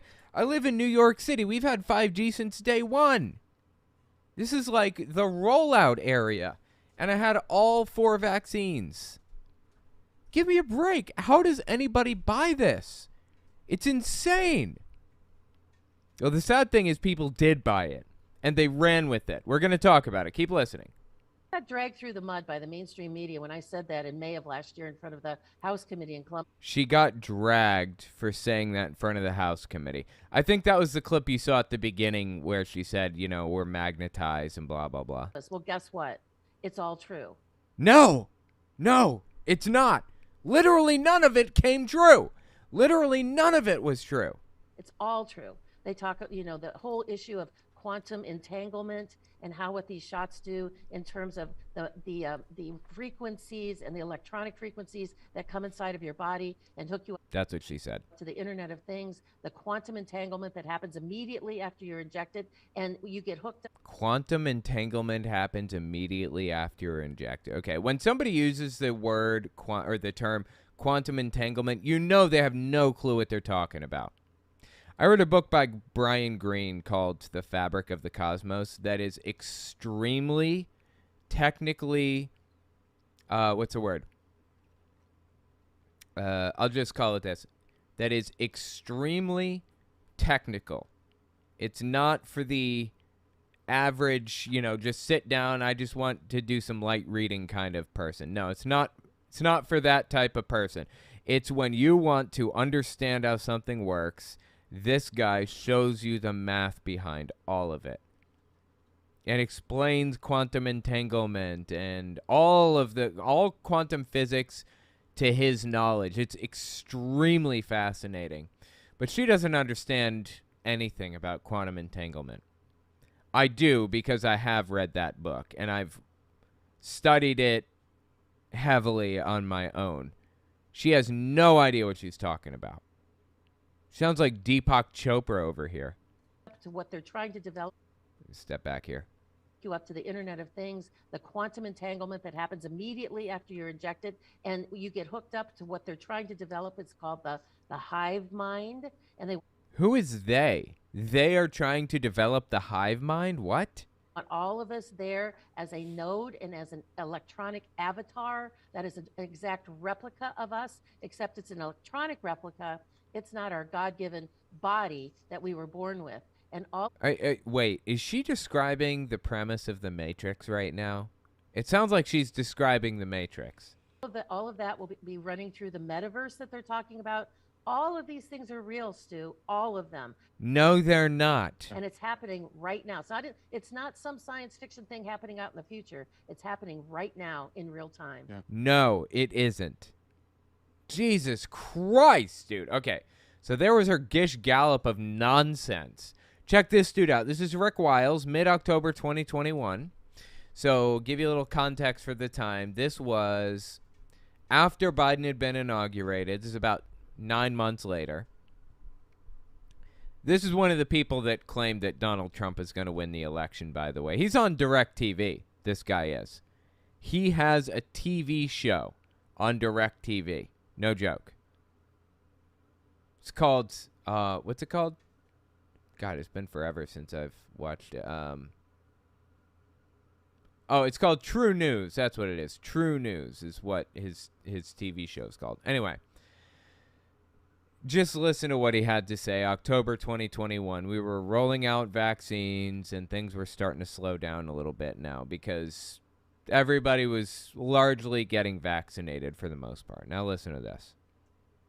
This is a global coup d'etat by the most evil cabal of people on the planet in the history of mankind.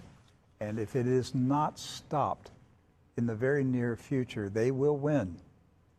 Okay, I don't know who they is, again, and it wasn't stopped in the very near future, presumably, right? So did they win or what? The word cabal comes from the term Kabbalah, which is like a Jewish mysticism practice or whatever.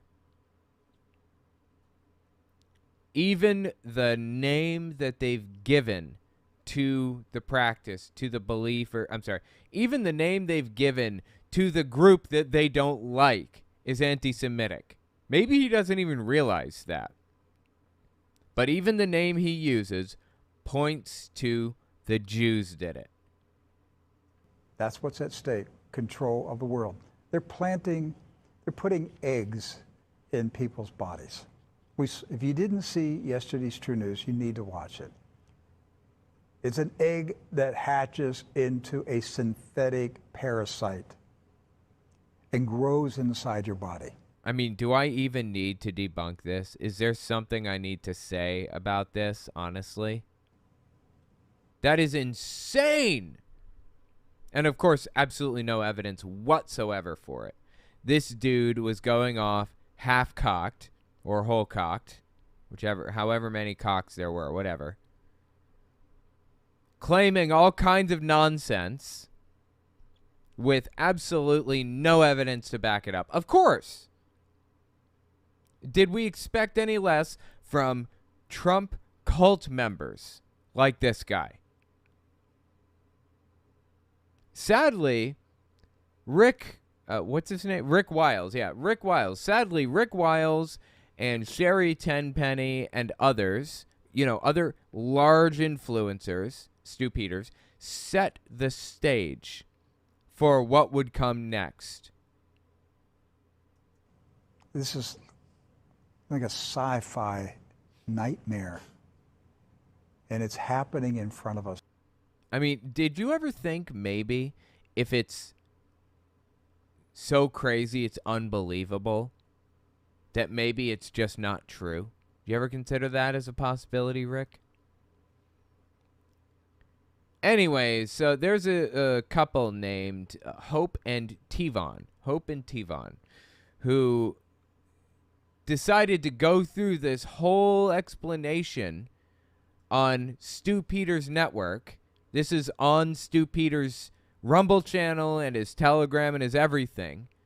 Stu Peters, with damn near 1 million subscribers, listeners, and everything across his whole thing, gave these people a voice. This is the state of anti-vax, of the anti-vax movement now. September 20th, 2023, anti-vaxxers were given this platform by Stu Peters to spread this nonsense. Listen to this. I'm going to try to debunk it as we go along. When you're doing the scan and you see a whole bunch of addresses come. That's that's Hope speaking right there. When you're doing the scan and you see a whole bunch of addresses come up. So basically the addresses that are part of a device, they'll say like Oppo for the phone, or they'll say, Toyota if it's a Bluetooth coming from a car. Sure. I suppose when I'm searching for Bluetooth devices, it pops up a little name on occasion. Okay. But if you see what looks like this right here, which is 6 pairs of numbers with... Then it's probably a MAC address for the Bluetooth device, is my guess. That's the real answer. Which means that the person set their phone or their device or their whatever to be anonymous. They just don't want it to appear as Owen's phone or Owen's iPhone or, I don't know, Kylie's AirPods or whatever other thing. So they set it to anonymous. That's what that means. What does Hope believe it means? 6 pairs of numbers with colons between them. This is an anonymous MAC address. So yes, it's anonymous. Correct. People want to be anonymous sometimes. That's how you know that that's coming from a human body. And what? We just took a massive leap in the wrong direction. Where the hell did that come from? This is coming from a human body, is what she claimed. Okay, she claims that, let me tell you, because I watched this whole thing, and it was like 2 hours long or something. I'm just giving you like a couple clips here. She claimed, what was it? She claimed that when you receive an injection, when you get the shot or whatever, when you get the vaccine, the COVID vaccine, they inject a microchip under your skin, which is apparently also a liquid because it goes to your brain, evidently. I mean, according to her, and it sticks. It's possible to stick magnets to your forehead and all over your body, but it stays cohesive because it has a solid MAC address for a Bluetooth device. Like, why would the government even use Bluetooth for this? Why would they use a band that was easily accessible by anybody, or that would show up on a phone in the first place? Like, none of this makes any sense. There are so many holes to poke in this. It's ridiculous.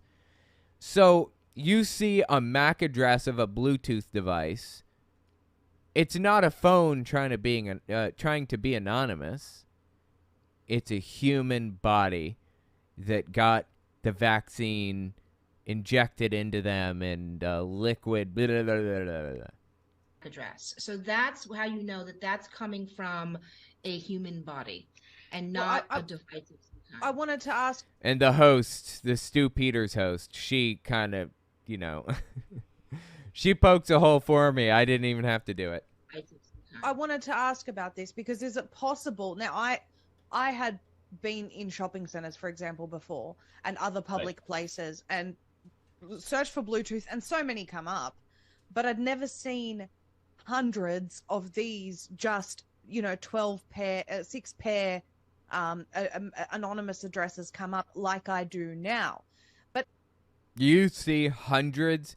You're at a mall and you see hundreds of anonymous MAC addresses pop up.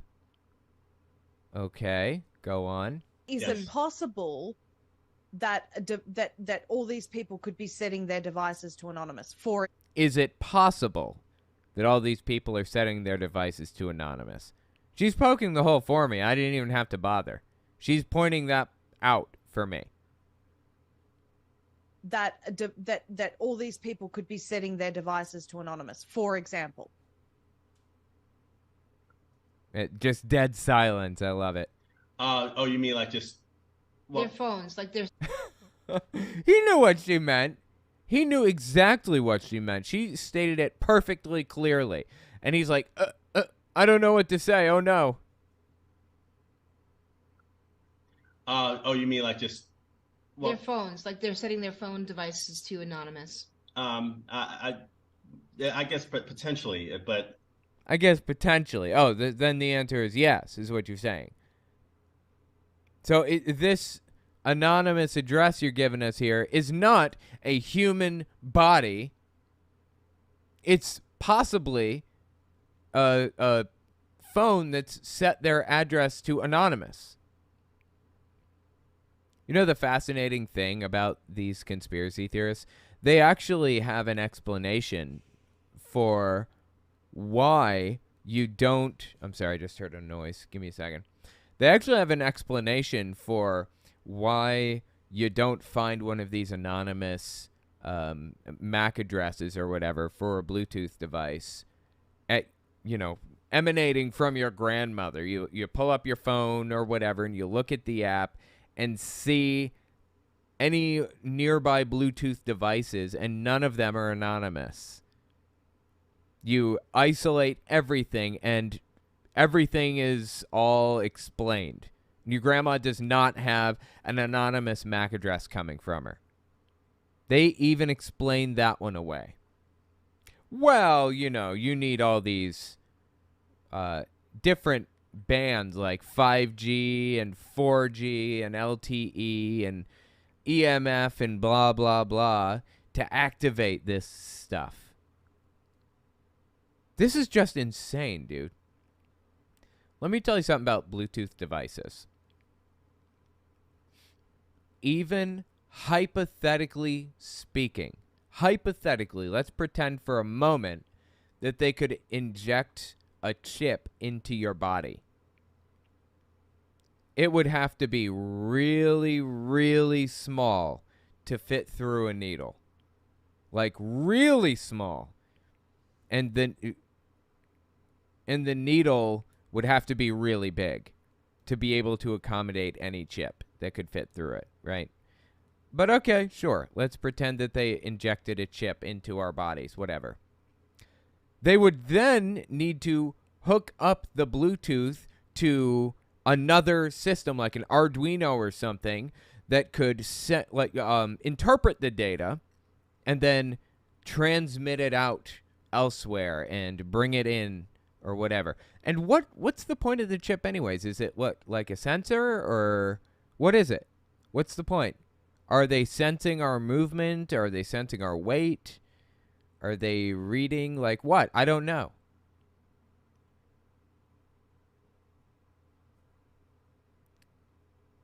Jane Derp brings a really good point to the table, too. Don't Bluetooth devices need a battery? Yes, as a matter of fact. That's a good point. Yes, they do. They need a battery. How do you get around that problem? Are you telling me they just never need a battery? They're just never going to run out of a battery? What, are they powered by your movement or some other nonsense? So many holes to poke, so little time. Everyone doing it at the same time at any given place. I don't believe that's the case, because we're Oh, I don't believe that's the case. Oh, okay. creatures of habit. And a lot of people, it's just, put it on their phone, try and pair it to a device, if they want to connect to something, or the Bluetooth is always on because, they might connect to their Bluetooth from their phone to their car when they're going driving, and then they go into the mall. I mean, they can still connect their Bluetooth to all that stuff. It's just going to be anonymous. It's just not going to be easily recognizable as a name by any other person that's just like walking by or whatever. It's not like, oh, you can't use Bluetooth if it's in anonymous mode. Like, what the hell are you talking about right now? From their phone to their car when they're going driving, and then they go into the mall. I don't think that's the case at all. I think what we're seeing is a genuine situation where people are emitting these codes and they're not aware of it themselves unless they're willing to do the test. Okay, great. Let's do the tests. That sounds perfectly fine to me. Let's do it. And what does the test entail? The test entails putting a Faraday cage around yourself and then checking for Bluetooth. I'll tell you what'll happen. Nothing. Nothing will happen if you actually did this. But these people, these three people, the host on Stu Peters' network, and then Hope and Tivon Rivers, or whatever, claim to have some kind of evidence, some studies that have been done or whatever, and they're going to cite the studies. You just wait. They're going to cite those studies for you. It's ridiculous, dude. Every last bit of this is ridiculous. And this is all inspired by Sherry Tenpenny. She made all of this possible. She made it all happen.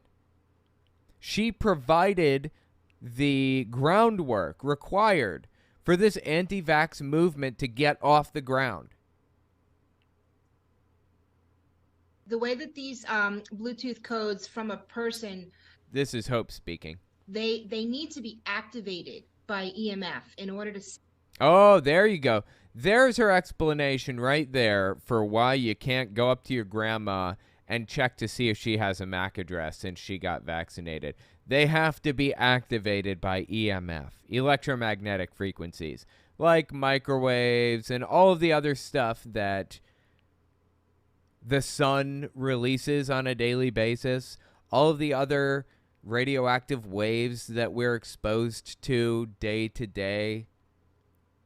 Electromagnetic frequencies. Right, yeah. Perfect. So we have to be exposed to frequencies that we're already exposed to for this to work properly. Okay, go on. And that ping back to the device that's reading it, right? Right. So people can have a Bluetooth code in them, I guess, from whatever technology is in them, but they're not necessarily always showing up on somebody's scanning device. But if you're in a place that has a lot of EMF, a lot of 5G, then maybe that's activating everybody's codes. So it depends on the location and whether or not those codes are being activated or stimulated by that EMF at that point in time. So that's just something to always keep in mind.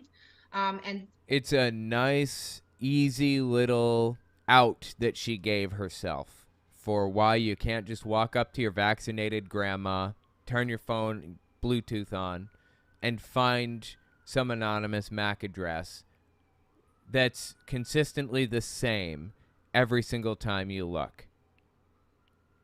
But you know what? I would be willing to bet that some of the people listening to this Stu Peters network report are going to go to a mall with their vaccinated grandma and sit down and look at all of the Bluetooth devices that they can connect to and look for any MAC addresses that they see that are consistent or the same across multiple visits. And when they find MAC addresses that are exactly the same across multiple visits, they're like, that must be your MAC address. By the way, a MAC address is simply a hard-coded, basically like a serial number, for lack of a better, very, very dumbed down. It's used for other things, but it's like a serial number for a specific piece of hardware that connects to, that has internet connectivity or any kind of connectivity, Bluetooth, Wi-Fi, whatever. So Bluetooth devices have MAC addresses because they have connectivity. They're sending out a signal. And when they're anonymous, they're showing you their serial number instead, basically. It's what's happening here. I probably should have mentioned that before. I'll put that maybe at the very beginning. Anyway. To always keep in mind, and we've seen that in some of the tests as well. We've seen that in some of the tests. Hang on, let's step back. Listen again. That has a lot of EMF, a lot of 5G, then maybe that's activating everybody's code. So it depends on the location and whether or not those codes are being activated or stimulated by that EMF at that point in time. So that's just something to always keep in mind. Again, a nice little scapegoat explanation for why they don't need, or you won't see your grandma's EMF or your grandma's MAC address. We've seen that in some of the tests as well. We've seen that in some of the tests. And I wonder what tests those are. So this dude goes on to explain from a technical standpoint how all of this works. Hang on. Give me a second.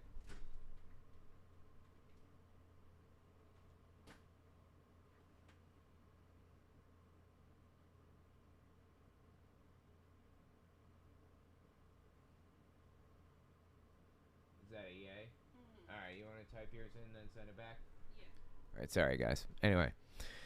So this guy's about to explain how all of this supposedly works from a technical perspective. By and large, I think he's correct from a technical perspective about Bluetooth.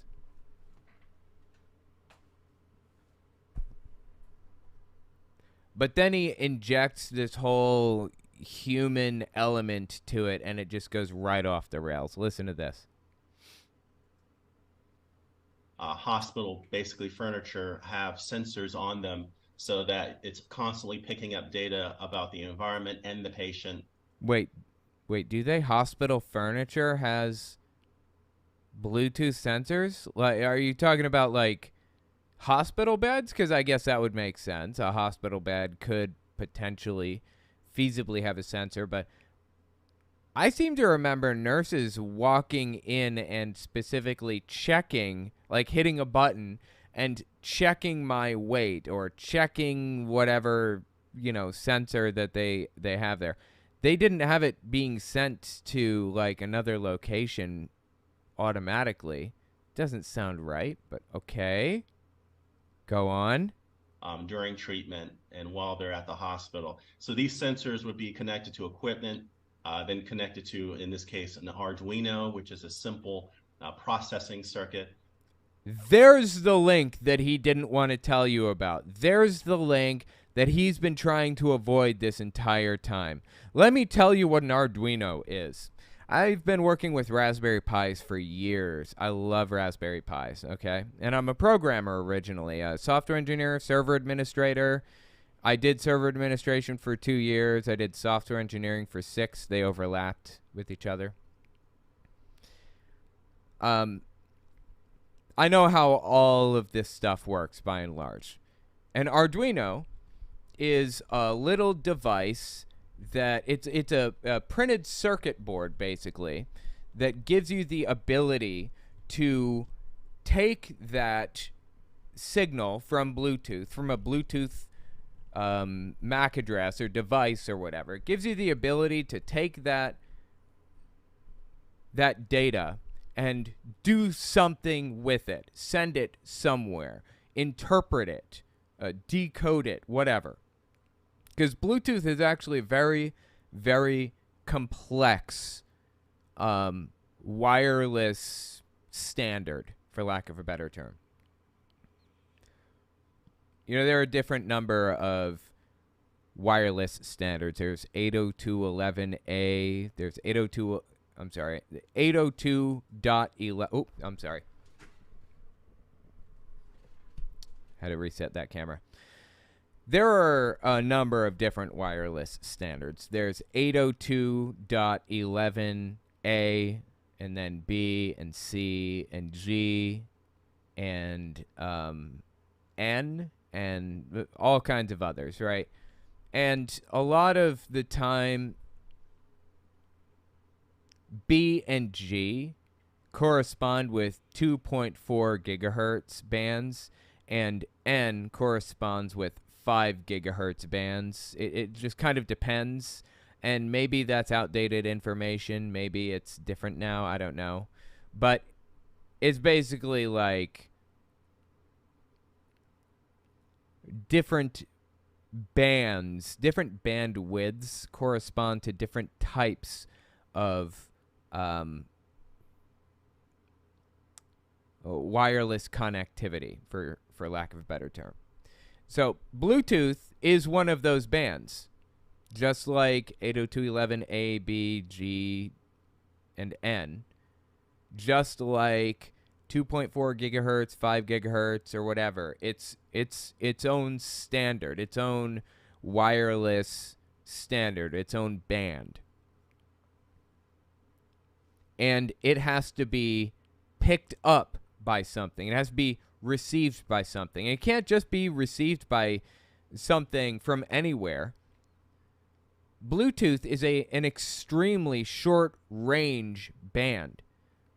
You know, I have this little like light socket thing. You know, you plug an outlet into it. Like you plug a light into this outlet, you plug the outlet into the wall, and then you hit a button on the side of the outlet, and it connects to your Alexa or whatever through Bluetooth, and you can tell your computer, your Alexa or whatever, to turn your light on or turn your light off or whatever. It's very, very convenient. If you don't have that already, maybe you should get one.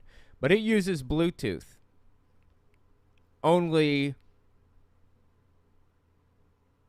the Bluetooth socket that's next to my side of the bed, which is furthest away. I mean, how far away is it from my router? It's got to be no more than 25 feet away. No more than 25 feet. Right? And it still can't make it that far. It fails every time. It failed so much that I gave up on it. I unplugged it and started just hitting the power button on my light, because it so consistently fails from that distance. You have to have a device within 25 feet, hell, within 20 feet probably, to correctly pick up on this signal that's being distributed or disseminated or sent out by people. You have to pick that signal up within 25 feet of these people with an Arduino or some other device that can interpret the signal being sent. And again, what is the signal for? Why did they inject this into us? What is the point? Why did they do any of this?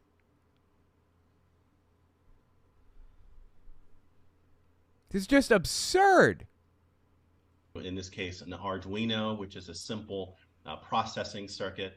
Yeah, simple processing circuit. So Bluetooth chip that sends out a signal, sends it to an Arduino, which is then sent to a server or sent to a sensor or whatever, and then it sends it to a laptop.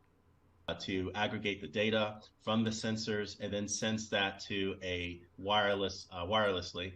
All this is wirelessly through a laptop or a router going to the network and eventually the cloud. A network in the hospital, maybe a set of servers, then goes into the cloud. Yes, that is generally how it works. Sure. Beyond that, the dashed bubbles cluster 1, cluster 2, cluster 3. Those dashed bubbles are examples of sensors in beds or sensors in, like, somebody is connected to like a heart monitor or something. They have a sensor that sends a message, a signal. Honestly, that'd probably be connected, hardwired. That wouldn't be connected to Bluetooth because they need to know if your heart goes immediately. It's probably more innocuous stuff like Wade and things. But again, like, are they even using Bluetooth for this stuff? I'm not convinced in hospitals. But okay, sure. Hypothetically speaking, let's say they got 4 or 5 sensors at a hospital that are connected to you through Bluetooth. Okay? Through these clusters. Go on. The dashed bubbles, cluster 1, cluster 2, cluster 3. Imagine that cluster being a person. Why would one of these clusters be a person? How could that possibly be the case? What is he even talking about? I thought we only got... Oh, so is he saying we got a different chip for each injection? So I've had 4 injections. I have 4 different chips. And these chips that have been injected into me with this extremely tiny needle, bizarrely, are just sending out a Bluetooth signal and nothing else? And who's it being picked up by? Where is it being picked up?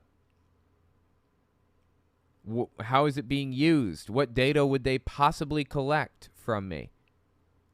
There is nothing about this that makes any sense at all. Any sense. That's the whole point I'm trying to demonstrate there, show there. Okay, well, you're completely full of it. You have no idea what you're talking about. So they get to this little section here about studies. Perfect, right? We're looking for studies. We want to know. You know what? If this is true, I want to be aware of it too. Unfortunately, they don't give us any studies. As you can see, they don't actually give us any links to anything. The only link to be found in this entire slide that of studies, quote unquote, is a link to a propaganda film called Blue Truth. Instead of Bluetooth, Blue Truth. It's painfully stupid, dude. Seriously. Listen to what they have to say here. Here's a couple of studies. This is proving that vaccinated humans are now emitting Bluetooth codes. Great, proof. That's what I need. So this was a French Bluetooth study done on a field in France. What was a French Bluetooth study? What was it? You're not telling me. You didn't even tell me the name of the study. You didn't even tell me the name of the researcher or the team or the people involved or the anything or what journal is published in. Anything. I'll take anything. Hell, give me a blog name. Give me anything. They can't even do that. Study done on a field in France. So the French research team stopped random volunteers in the park and then separated them into 2 groups of vaccinated and non-vaccinated people. They were then tested with their laptops Bluetooth and the Yeah, totally. Because as we can see, if you just like zoom in a little bit here, look a little closer, you will see that non-vaccinated people are a much larger, or at the very least, equivalently sized group to vaccinated, right? Because most people don't want to get vaccinated because it's evil and wrong and sick, and they're overplaying their numbers and blah, blah, blah, blah. Vaccinated were registering an unnamed MAC address as each were called near from the field. So there's a link to that study so you can see how it was obvious that the people were emitting Bluetooth codes. Where's the link? What link? I'm not seeing a link anywhere. I'm looking, seriously. HopeGirlBlog.com has been a link along the bottom of this entire PowerPoint, so it's not that. Same as the other one, FTW Project or whatever. They've been here the entire time. Where's the link? I'm looking for the study. I want the study. If this is true, I want to be right, just like you're right. She can't even give me that. And this next thing, Bluetooth from the grave, where this, I don't know, Mexican-headed something or other basically claimed they put Faraday cages around dead, around, oh my God, what's the word? Around coffins with people inside of them that were dead. They put a Faraday cage around them, and they tested for Bluetooth inside of the Faraday cage, and they got a signal from the dead person. It's just absurd on so many levels. I don't even know what to do with it. And of course, there's no proof of any of this. They haven't given us anything except for this ridiculous documentary, Blue Truth, like Mike Lindell's Absolute Proof conspiracy movie, which, by the way, I watched recently. I'm going to be watching that maybe on my Unfiltered YouTube channel, Telltale Unfiltered, or Owen Unfiltered if you want to find it. It's kind of interesting, but anyway, it's just absurd, dude. I'm asking for data. They're not giving it to us. Look, I know you guys didn't watch this. This is like a 2-hour video. You didn't watch from the very beginning the way that I did. This entire 2-hour video. But she says she's going to give us the evidence. This is her claiming to give us the evidence. This is the evidence right here that we're looking at right now. Embarrassing. People were emitting Bluetooth codes. Is it the link under the paragraph under her picture? No, it isn't. That's been there this entire time. Like, every single slide, it's there. And also, I went to hopegirlblog.com. Look here, see? Hopegirlblog.com is there. FTW Project is there. It's there through the entire thing. Weirdly, it's not on this one. I don't know why. I guess they forgot it on this one. But anyway. Just complete nonsense. All of it. It's all garbage.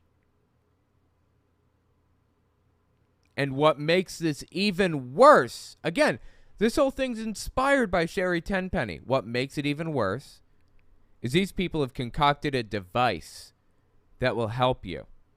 Sends in basically an EMP charge through your body that stops any electronics from working effectively. And if you put it at the site of the injection, because apparently the Bluetooth chip isn't a liquid. I thought it was because it got into people's brains or whatever. It's an actual chip, and you just hit the EMP button and it sends a pulse that disrupts any or disables any Wi-Fi or any like electronic device of any sort, anything. Unfortunately, people who made these and used them also stopped their pacemakers. I don't revel in anybody's death. I feel for these people. I wish they'd come back to reality with the rest of us. But this is unglued from reality. I don't even know what to do with all of this. Seriously, I watched this for 2 hours earlier because I was so fascinated, so blown away by it. Hang on. Hello?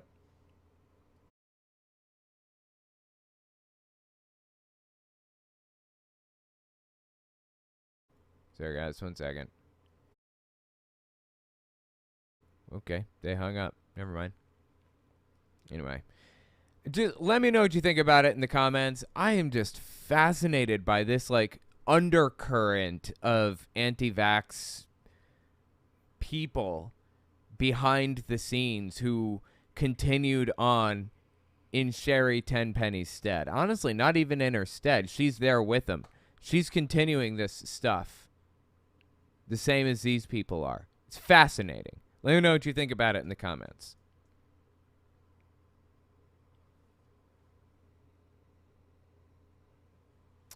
Hold on just a second.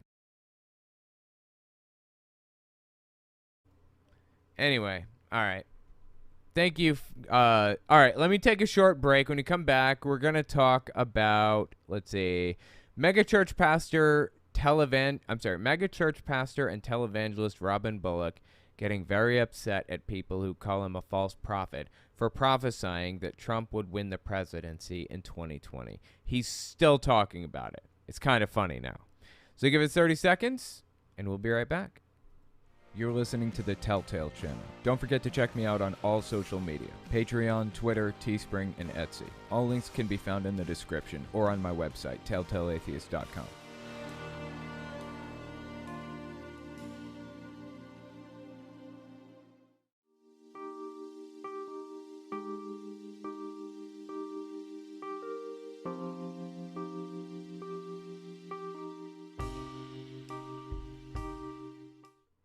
Okay, I'm back. Just one second.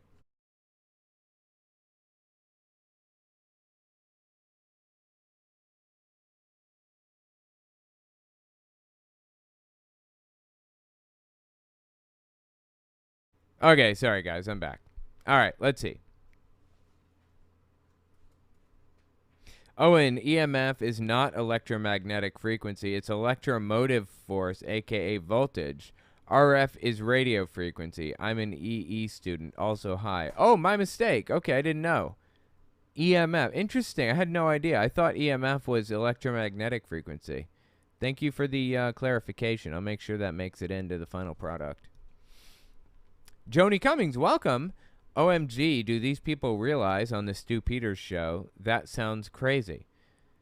That's my opinion. I'm glad I got away from my crazy family. Yeah, absolutely. 100%.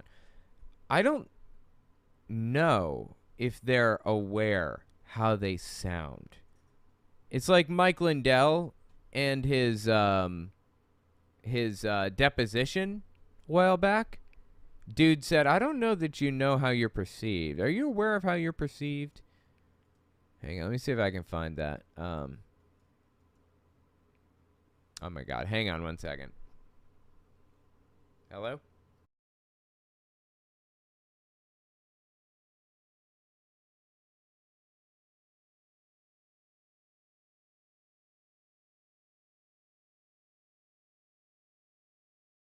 Keep getting a call from the front desk. Kind of made it like a ritual to order food on Sunday nights when I'm streaming. And they're supposed to deliver it to my front door, but of course they don't. They leave it somewhere else. Thanks a lot, jagoffs. Anyways, where was I? That was my, that was the front desk telling me that the people came. Let's see, Robin Bullock. Got it. And then we're going to look at Super Chats more. I think my wife's just running down to grab it real quick.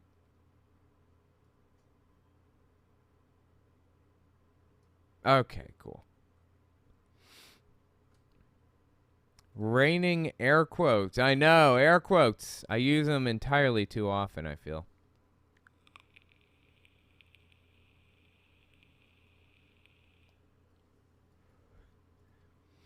You know,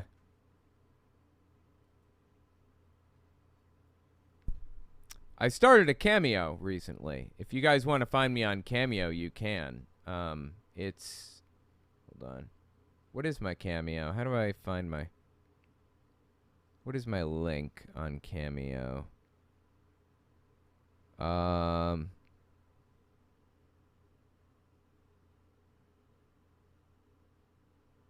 don't know how to, like, share.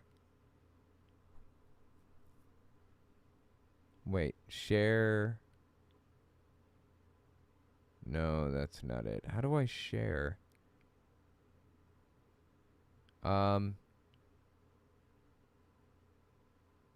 Share your link. Here we go. Okay. Yeah. So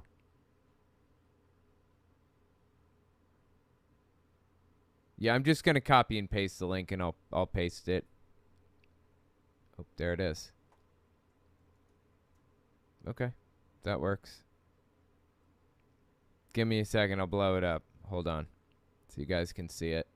There's a point here.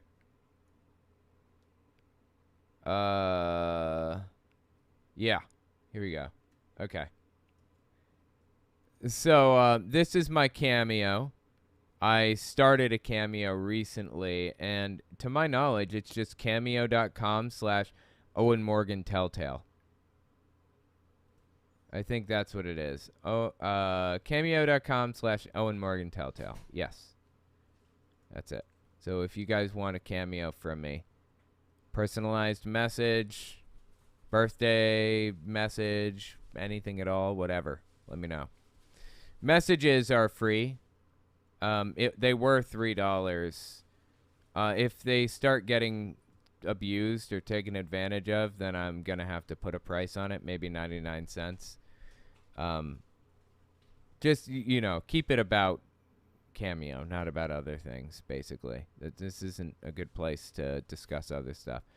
You can do personal video for $15, so yeah, I'm pretty cheap. If you guys want to, if you want to do that, it would be very appreciated. But I want to be careful because the person who said this might be here. So let me just put it this way.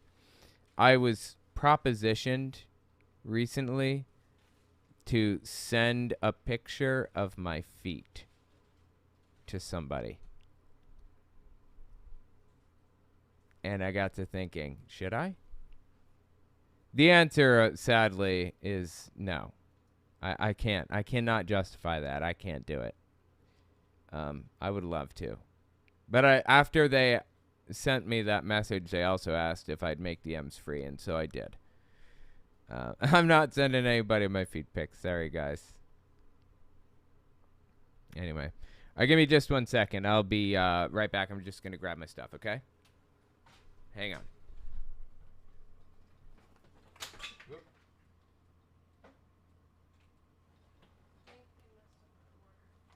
Oh, why? I know I got the wrong size of drink, and there's a red drink over there. I don't know if you ordered that. I did not.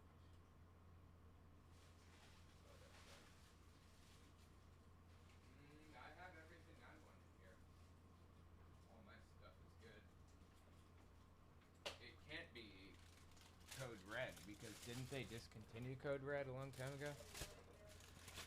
All right, I'm back. Sorry, guys.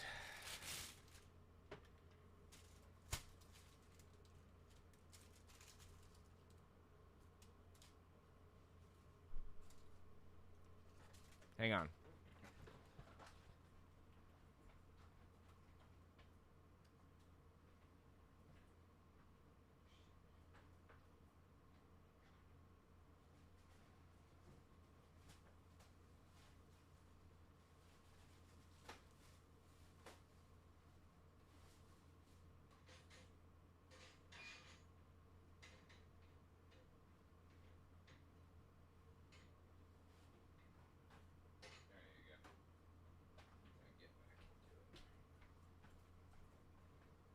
Okay, sorry about that. Just had to get a paper towel. Paper towel roll was empty, so I had to refill that bad boy. Awesome, awesome, awesome. All right, let's do it. Talk about Robin Bullock.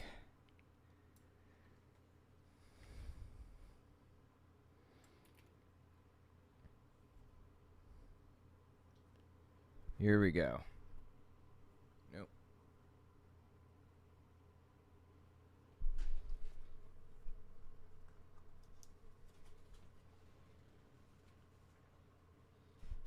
All right, so I'm going to try to eat real quietly while we talk about this.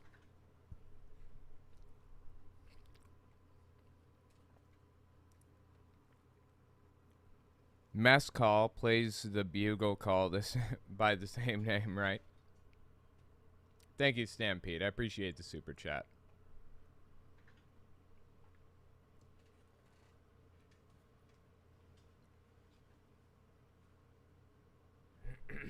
Okay. Let's hit the next one. Let me reset my camera. So I have the editing marker in. Cool.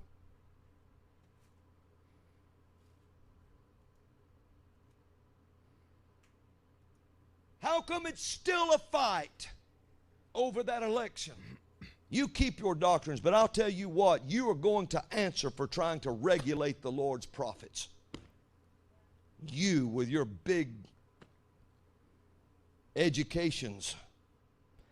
What was he doing with his books just now? Was he just like moving them around? Like he's just stacking one on top of another and then picks it up and puts it down again and then... This just doesn't make any sense. Anyway, this is Robin Bullock, if you're unfamiliar. He got very upset when he found out that he was wrong when he prophesied that Donald Trump was going to be the president in 2020. And he blamed everybody around him except for himself. Didn't include himself anywhere in that blame game that he did. He blamed people with big educations, apparently. The Lord's prophets. You with your big educations. My mistake. I have an associate's degree, a 2-year degree in substance abuse counseling. I apologize for my big education. And criticizing you for being so deeply wrong. Anyway, he considers himself a Trump prophet, obviously. So I want to see what this dude's up to right now. He is guaranteed to be getting into some nutter buttery right now. As it turns out, he's really, really mad that people keep calling him fake. For what it's worth, I actually like his aesthetic. I think it's pretty cool. I like the necklace, the black shirt. I like the leather jacket and everything. I think it's a really cool aesthetic.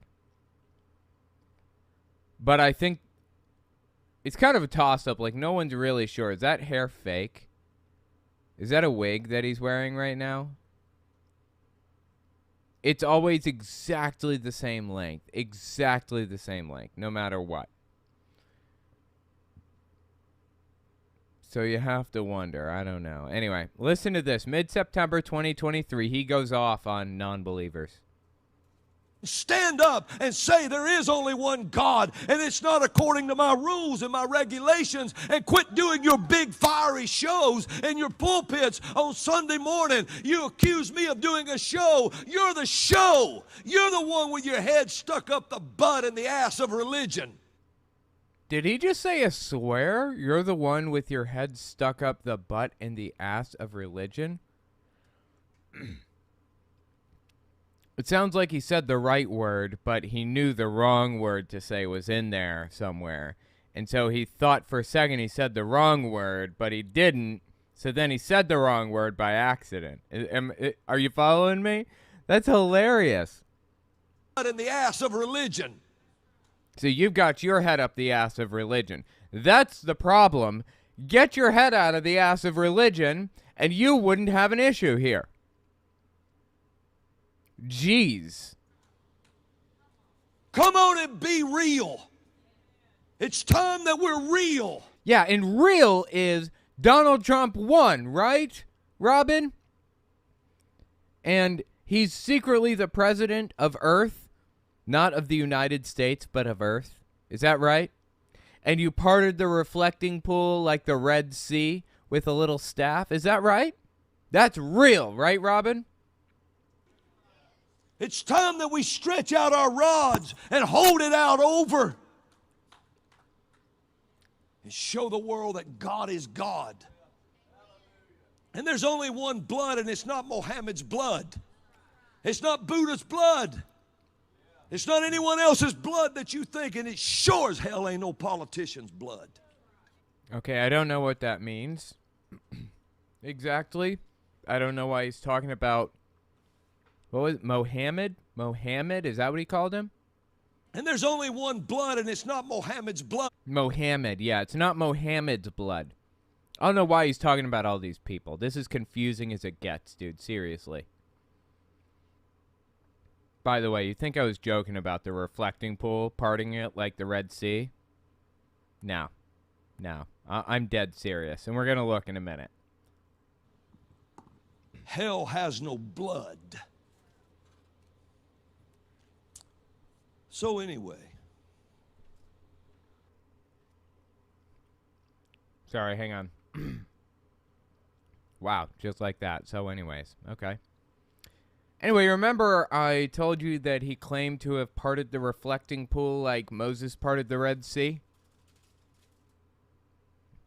April 26, 2022, gets on a live stream with Roger Stone and this guy named Steve Schultz. He runs this show, the ElijahList.com or whatever. Listen to what he had to say here. Okay, on January 6, 2021, you know, I was there in D.C., and I love it when they rat themselves out. Perfect. Thank you. I was listening to President Trump speak. I was up by the monument, Washington Monument, and then the Lord told me, he said, now I want you to leave here and go down to the Capitol. So I... Right. The Lord told him these things. It wasn't just him thinking, yeah, I just feel like going down to the Capitol right now, so I might as well. Why not? It was the Lord. It had to be the Lord telling him to do this stuff, okay? Turned, and you know, you can walk straight toward the Capitol through the park. And so I'm headed down that way, and a pastor meets me and hands me a staff. And so I get to the, you know, the reflecting pool on the back side of the Capitol, the little one. And the little one on the back side? I'm not actually sure what he's talking about, so if you've never been to D.C., I went there 2016 for the Reason Rally. Hey, let me just throw this away. 1 second.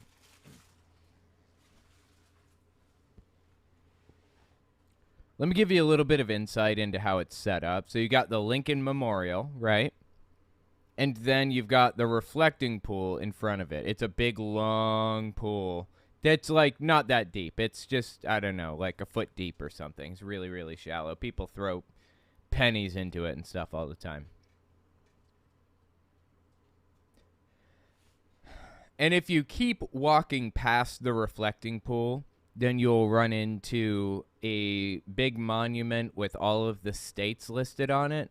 And then keep going past that. I mean, it's a long walk, but you just keep going. You'll hit the Washington Monument, the big tall thing.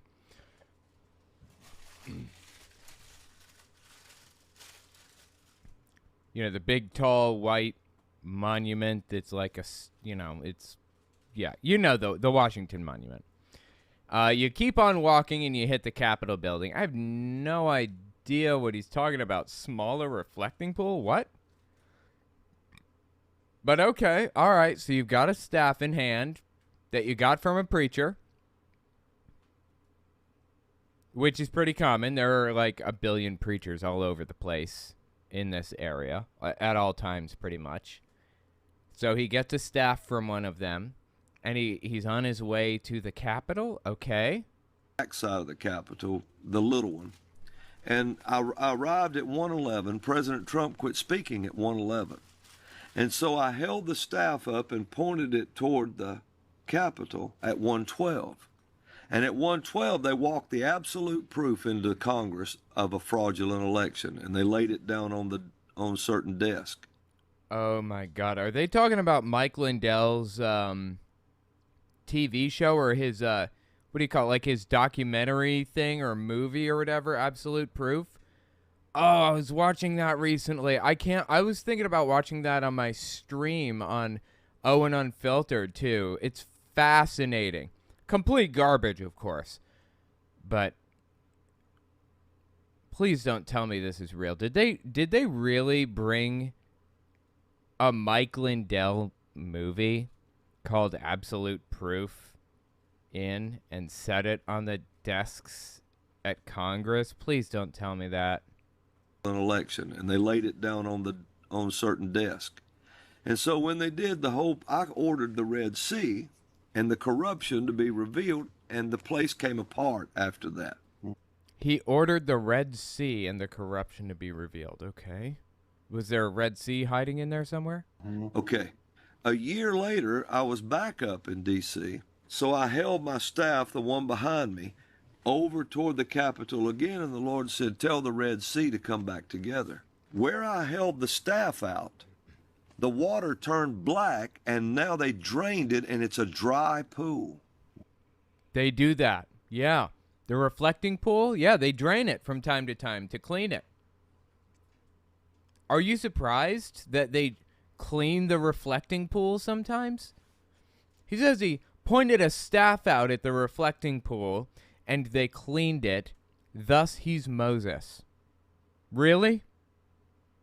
Wow. Well, remember, this guy's just like, wow. Listen to this dude. Wow. it's a dry pool. Wow. Wow. Just so painful, dude. It's ridiculous. Now they drained it, and it's a dry pool.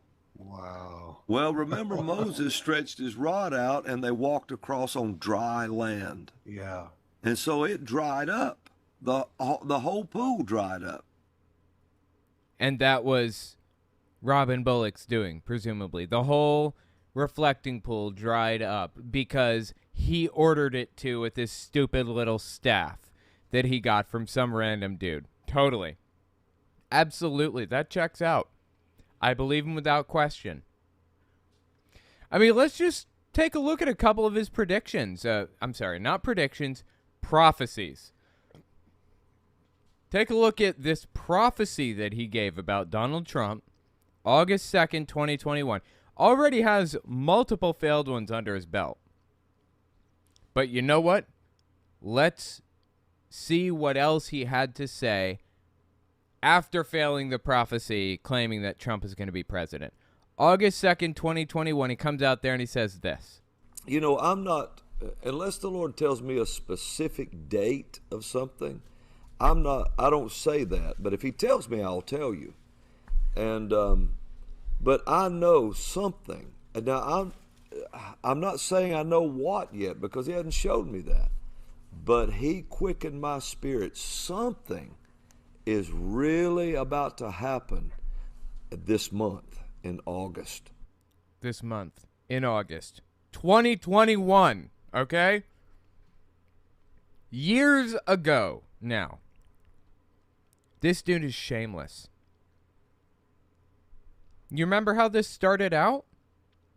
August 2021, he said, something special is going to happen for Donald Trump this month. And it started out with him chastising people for yelling at, or for being upset with him for getting it wrong. Over that election, you keep your doctrines, but I'll tell you what, you are going to answer for trying to regulate the Lord's prophets. Oh, yeah, and just moving his books around, too. You with your big educations. And then there's this one that just came out. Stand up and say there is only one God, and it's not according to my rules and my regulations, and quit doing your big fiery shows in your pulpits on Sunday morning. You accuse me of doing a show. You're the show. You're the one with your head stuck up the butt and the ass of religion. Sorry, I almost choked on the thing. That's how we got here. Don't forget that. That is how we arrived at this guy falsely prophesying again that he has some special insight from God into what he's going to do next to further Donald Trump's goals or whatever. In August. I don't know what it is. I don't know if it's a setup for something else that's coming. Nope. But I think from August all the way through. Nope. Oh, I'm sorry. I didn't let him finish the sentence. Oh, say November. No. There was nothing special that happened from August to November 2021, or December, or January 2022, or February, or March, or April, or May. None of these months had any special thing for Donald Trump. He didn't get reinstated. He didn't win some big court case or any other nonsense. It was all fabricated all along. And it's an embarrassment to Robin Bullock that he claims to have God's ear. He is an embarrassment to Christianity. November, you better keep heads up big, because when it starts, whatever's going to happen is going to happen like this. And then it's going to be a rapid succession of things. That's going to be really good. Yeah, but I know something's up in August. Now, I'm not sure what that is yet. I'm not sure what that is yet, he says. The answer was nothing. There was nothing up in August. He was lying the entire time. Anybody surprised by that? This dude is nothing but a liar. Check this out. Late January 2023. What was this? Dude will not give up on the idea that he was right all along about the election.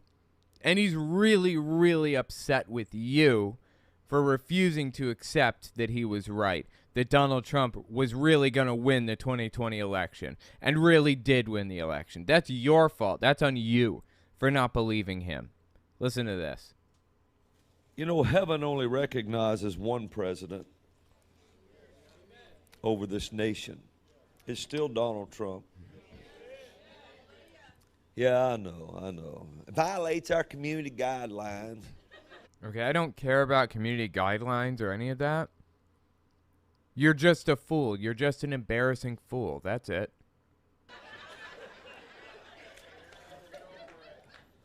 But there's still only one real. And they vowed to take anyone off the air now that says that. Who is they? Hang on. Who vowed to take anyone off what air? Who said that? Who says that Trump is the president? He's acting like there's some conglomerate of people, some cabal, if you will, of wealthy elites at the top, read Jews, who have control over everything and don't like Donald Trump and are going to make him lose at any cost and prevent people from talking about it or some other nonsense. He's talking about it. You're not being censored, Robin. You have always been perfectly free to talk about this. No one has ever tried to stop you. But just because you have freedom of speech, to borrow a phrase from Elon Musk, never thought I'd see the day, freedom of speech does not mean freedom of reach. You have a right to say anything you want. Stand on a street corner, scream to your heart's content. But you don't have a right to Twitter and YouTube and Facebook's algorithms that will push you further, that will promote what you're saying. You don't have a right to their platforms that they own, those private companies. And you trying to impose your will upon them to claim their, think about how to say this, to claim their algorithm for yourself is an infringement upon their rights, not a protection of yours, an infringement of theirs. You know, there's this saying called, there's this saying that goes like this. Your right to swing your fist ends at the tip of my nose. You can swing your fist anywhere you want. That's your right. And somebody preventing you from doing so would be taking your rights away. You're perfectly free to do that. Swing your fist anywhere you want, except right here. You can't swing it here. You know why? That's not you exercising your rights at that point. That's you violating my rights. That's the crux of the problem here. Robin Bullock claims to be persecuted and mistreated and blah, blah, blah, blah. It's nonsense. In reality, he's swinging his fist around and hitting people in the nose, and people are getting upset by it and telling him to stop. And he's saying, oh, I'm so persecuted because you're telling me to stop. swinging my fist and hitting you in the nose. Now, we've outlined the circumstances under which you can say whatever you want, and that is at your church or on a street corner or whatever. But you have to follow the rules of the companies that have this stuff set up. That's just what it is. Well, that's something you don't know that's happened lately. We put... Yeah, let me step back. And they vowed to take anyone off the air now that says that. I don't know who they is, and I don't know what he means by take them off the air. Well, that's something you don't know that's happened lately. We put... Somehow Robin Bullock does know that it happened lately, but we don't know that it happened because he has special insight that we don't have. I don't know. Happened lately. All right, let's just jump back to this part here. Just cut the extra stuff out there. We put transgenders. Oh my God, dude. Is he going to talk about trans people again? Can he talk about any other subject other than Donald Trump, the election, and trans people ever? On the cabinets of what they'll call presidential cabinets. So there's a Rachel Levine, I think, is a trans individual who is on a, what is she?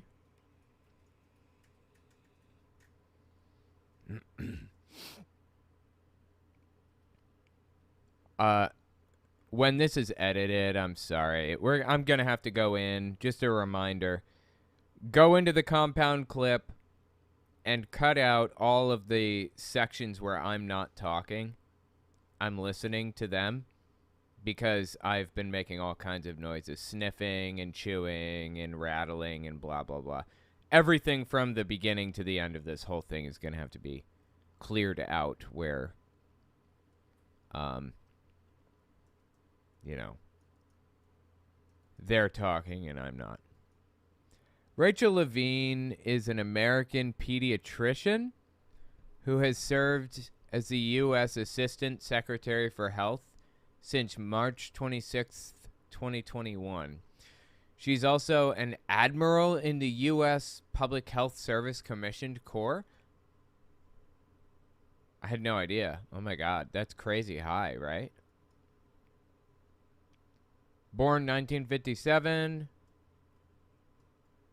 Spouse is Martha Levine. Okay. Interesting. That's pretty cool. Congratulations. She's also trans. I don't know why Robin Bullock is so obsessed with that or why he cares so much. This is like, I'm sorry. This is like an issue that he cannot get over. Looks like they bought their wig at a dollar store. Really? Robin Bullock is saying, looks like they bought their wig at a dollar store. Robin Bullock is saying that? Really? Come on. Again, I like the guy's aesthetic, but is this a wig or not? I don't know. It's so hard to tell.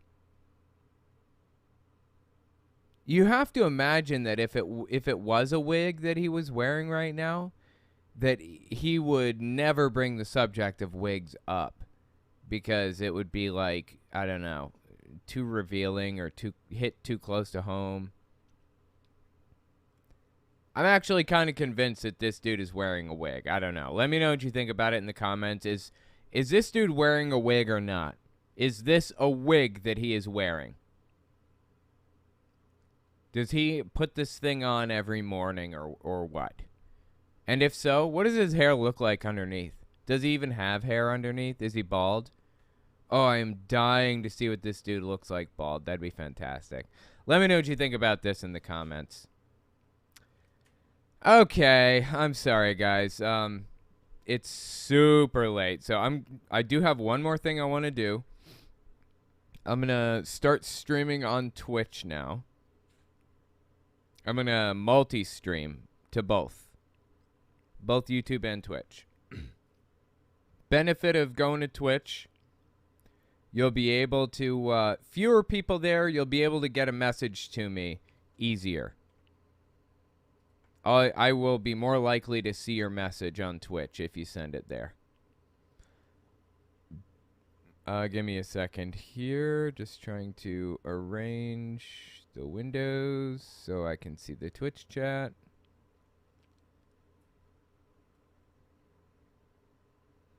And move it up. Awesome. Okay, cool. Well reasoned. Thank you so much for the gift subs. I appreciate that. That is awesome. Make sure gifting is on. I will give some memberships in a few. Thank you so much. I really appreciate it. And welcome Drake Eldritch, Dr. Hayes, Robert Adset, Haunted Shadows Legacy. Welcome everybody. Antics, High Safe, Bubbles. Those are the people on Twitch right now. Real Pumpkin J. 20 heckin' months. Oh, wow. Yeah, I know. That's crazy, right? That's on Twitch. OwenMorgan.com/Twitch if you're curious.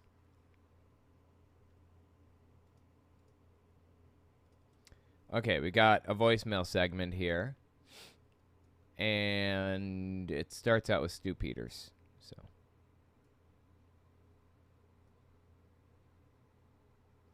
also, I'm hoping to see some of you guys on my unfiltered YouTube channel Wednesday. I'll also be streaming on my main channel on Tuesdays, my current tentative plan. By that point, I intend to have my camera completely fixed. I feel like my camera's been a little bit rough this whole time, so I apologize for that. Anyway. Okay. Let's hit the voicemails. Let me reset my camera. Hold on. Go. Let's hit the voicemails.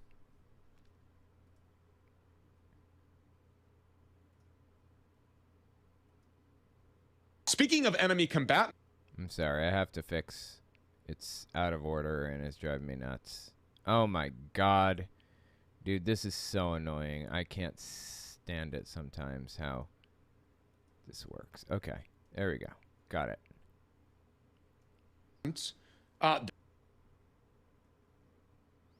Speaking of enemy combatants, that's what these people are. They have taken over a country. These people being anybody to the left of hunting the homeless for sport. They have effected a Marxist coup d'etat. These are the real insurrectionists who have committed sedition, seditious conspiracy to overthrow the government. A government that, by the way, is designed to be representative of the people and is now cracking down on and crushing the people. That's me, and that's you, by the way. Sorry. Those seditionists to whom he's referring, me and you. Think about what he says next in reference to us. Judiciary has failed us. The legal process has failed us. The voting process has failed us. The legal process has failed us. And so I think that right now what Americans need to be exploring is our extra legal options. That is Stu Peters. If you don't know him, he's an extremely well-known and influential far-right extremist. If you don't know him, it's because you're not, like, in those circles or whatever. But he's got upwards of 1 million followers probably across all of his platforms. It's insane. Absolutely insane. Significantly more influential than me. He's got the Stu Peters Network, SPN, where he hosts a whole bunch of nutcases that say nutty stuff and blah, blah, blah. Person on the right here is a state representative in Arizona, Wendy Rogers. Disgusting, dude. Being on this program with him unapologetically and going back for more should be enough to have her removed as a traitor to the country. Because he's spoken treasonous words here, right? Insane. Anyway, I got a voicemail about it. I want to listen to this, see what they say. Hi, my name is Andrew. I live in the state of Wisconsin, the town of Doon Your Mouth. I was just listening to your video about last video about Stu Peters, and I was wondering how likely would it be for certain red states to secede from the Union? I mean, I know it's probably not likely at all, but I was just wondering, like, what's your take on it? How likely do you think it would be for deep red states to possibly secede, and what do you think would happen if they did? And a YouTuber I would recommend you maybe covering is Caitlin. I don't usually let endorsements of YouTubers go by, but I'll let this one go by. Go ahead. Caitlin Bennett. She's a conservative YouTuber and all that. I actually know who she is. Also known as Gun Girl and also known as Poop Girl. Don't ask why. Don't ask me why. I'm not going to explain it. Just go find out. Gun Girl, she famously took pictures at her prom or somewhere else with an AR-15 strapped to her back or some other thing like that. It just disturbing as it gets. Anyway, thank you for the recommendation on Caitlin Bennett there. YouTuber and all that, and I was thinking she'd be an interesting topic for one of your shows if you're into that kind of stuff. So, yeah. Anyway, that's all I got to say. Have a good day. Appreciate it. Sorry, I meant I don't usually take recommendations publicly for YouTubers that agree with me that I should watch or that my audience should watch or whatever. Caitlin Bennett could be an interesting one to talk about on stream, though. As a matter of fact, I'm going to write that down. Hold on. Caitlin Bennett.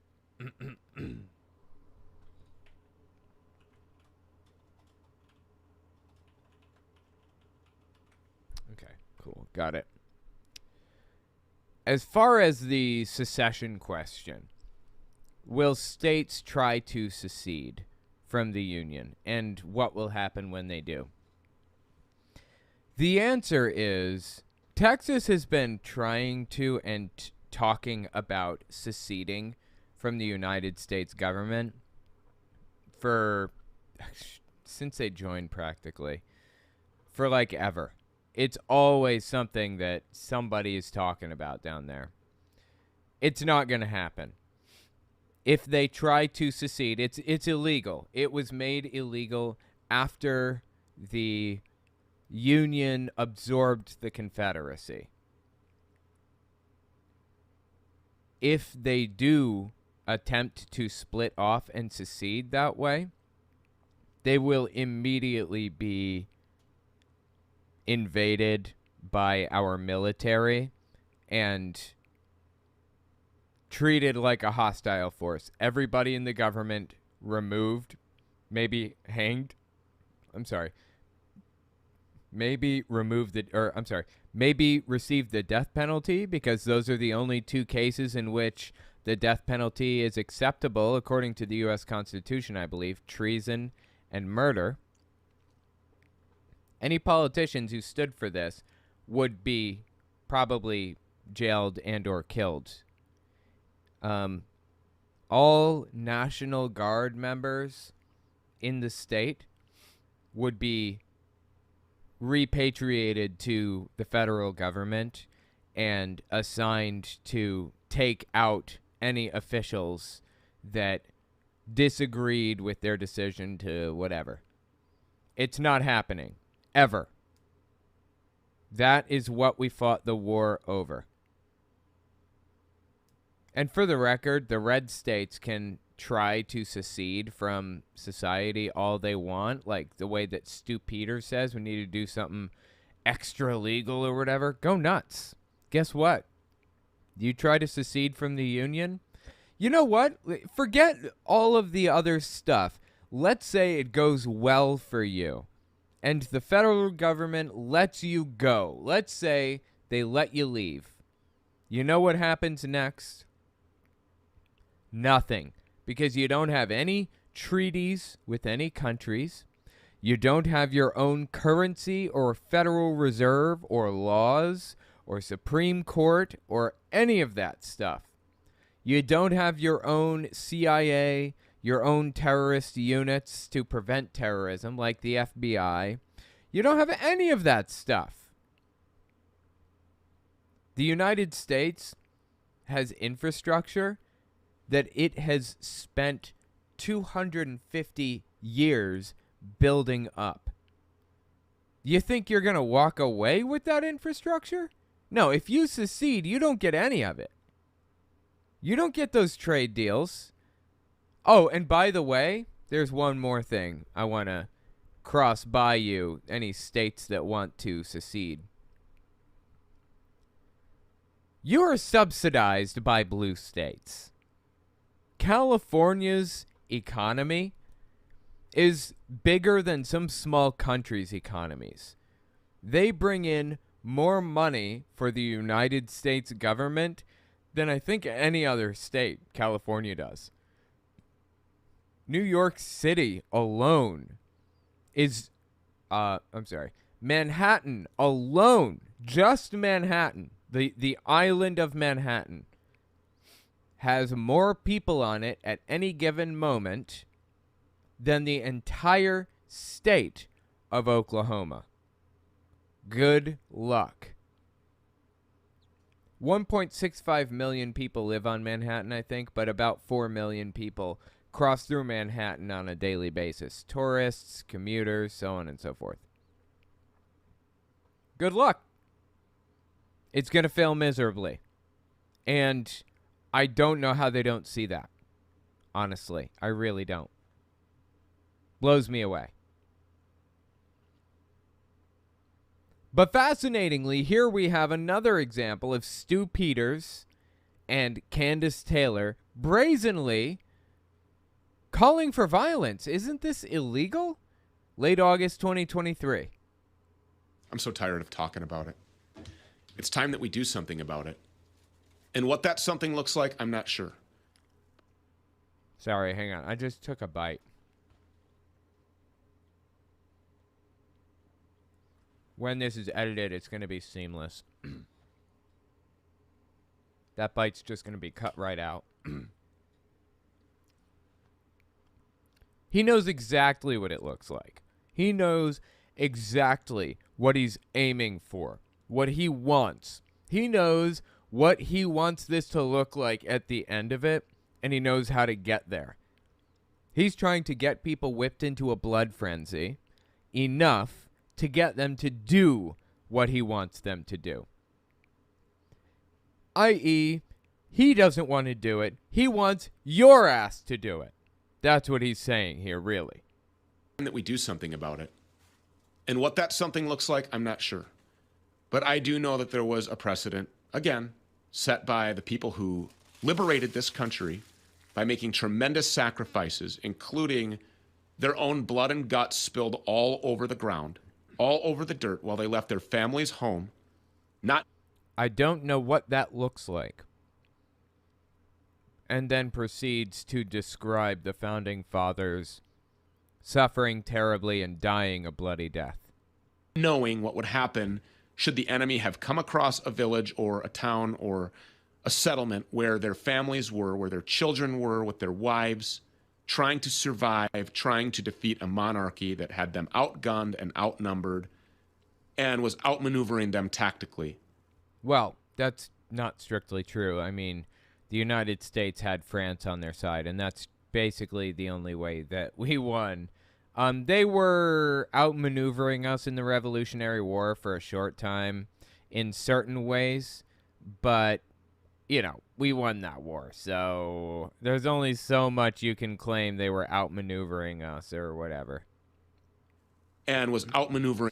Oh, and by the way, the reason they were outmaneuvering us for a while there was because we had a traitor in our midst, Benedict Arnold, among others. And was outmaneuvering them tactically. I do know that there is a heart and a soul and a heartbeat of this country that was founded under God by Christians who made those sacrifices. No, Stu. No. Literally, no to all of that. None of that is true. The United States was not founded by Christians. It was not built on Christian principles like he seems to believe. Under God, by Christians who made those sacrifices. And until we prove that... Oh, and Christians didn't make those sacrifices. You know who made those sacrifices? Military fighters. The French. That's who made those sacrifices. You think Christians were the ones doing all the fighting? No. I mean, some probably. But no, not really.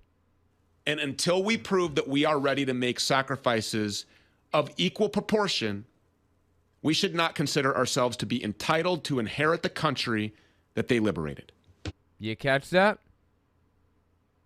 Until we're willing to do exactly what they did and experience the same level of pain and anguish and blah, blah, blah that they felt, we shouldn't be allowed to inherit this country. He's saying, we don't deserve this country. We deserve to create a new one. So we need to break off and do it. He's trying to motivate his gullible suckers to do something psychotic. He may well succeed at that, too, actually. He's extremely influential, as I said. Inherit the country that they liberated. Oh, that was the end of it.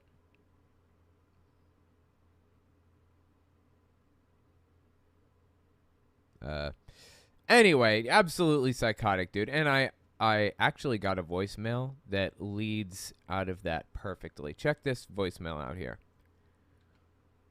Hi, Owen. My name is Liv, and I want to ask if in Christianity and Judaism, is there like a thing where if you become an atheist or any other religion, they'll kill you? Like that kind of apostasy? Is there so let me rephrase. In Judaism or Christianity, is there a rule where if you become an apostate, they'll kill you? Okay. I'll keep listening and see what you have to say. That kind of apostasy? Because my dad was saying how, like, oh, Muslims do that or whatever, and sometimes... Muslims do that, yeah. And I was just curious if that was true or if they do that in Christianity or Judaism, because he said no. Thanks. I appreciate it. Well, here's the deal with the whole Muslim thing. Muslims in the UK, in Europe, and, you know, other countries, France and blah, blah, blah, even Middle Eastern countries, some of them, are kind of like Mexicans are in America. They're shunned, they're hated, they're made fun of, they're called illegal aliens, so on and so forth, right? You see a Mexican, you automatically assume, as Donald Trump said, they're bringing drugs, they're bringing crime, they're rapists, so on and so forth, right?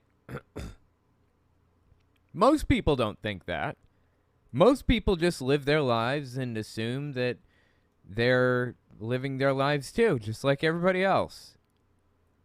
But there is a small but loud contingent of people in America obsessed with Muslims and the goings-on there. I'm sorry, obsessed with Mexicans and the goings-on with them. And there's a loud and small contingent of people obsessed with Muslims in Europe who will do absolutely anything to demonize them. Now, Islam is a deeply damaging religion, about as harmful as it gets, not good by any stretch of the imagination. They do have honor killings. They do have murders. They do have all kinds of other crazy things that are not good. They do put out fatwas on people who preach about or who talk about apostasy or whatever other thing. That happens. And the reason that that happens is because Christianity and Judaism largely went through a reformation where they started to realize that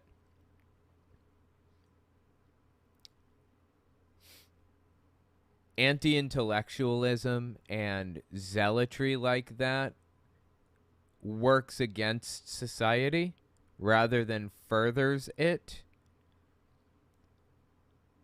Islam doesn't seem to have had that reformation yet, or that realization that if we use technology to our benefit, if we work with other people, if we build this and that, if we build things on empiricism and science and all that other stuff, we will get further in life. Now, you can still believe in Islam and all of that stuff, but you don't have to go down this deep rabbit hole of cutting people's hands off if they steal a piece of fruit or a grape from a grocery store, or throwing acid in the face of people who don't want to wear a full burqa, just a hijab, or refusing to allow little girls to go to school, or any of that other stuff. It never received the same reformation that Christianity did. So, yes, there are problems in Islam. But I want to make it clear that I'm not going to demonize Muslims the same way that Republicans demonize Mexicans. They're still people.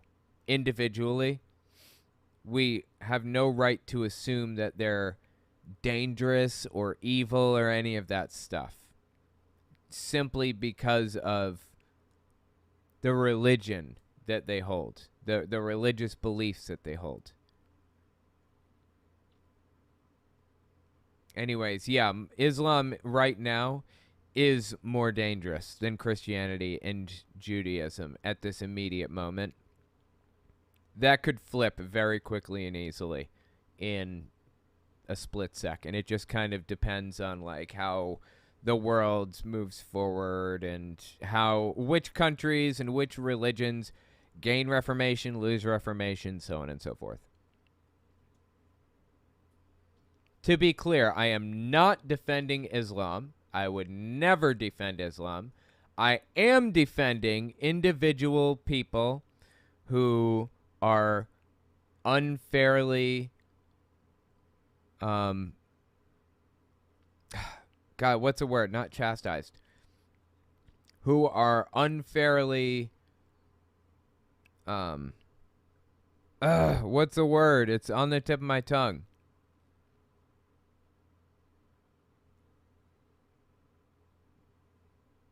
Oh my God, I'm trying to remember.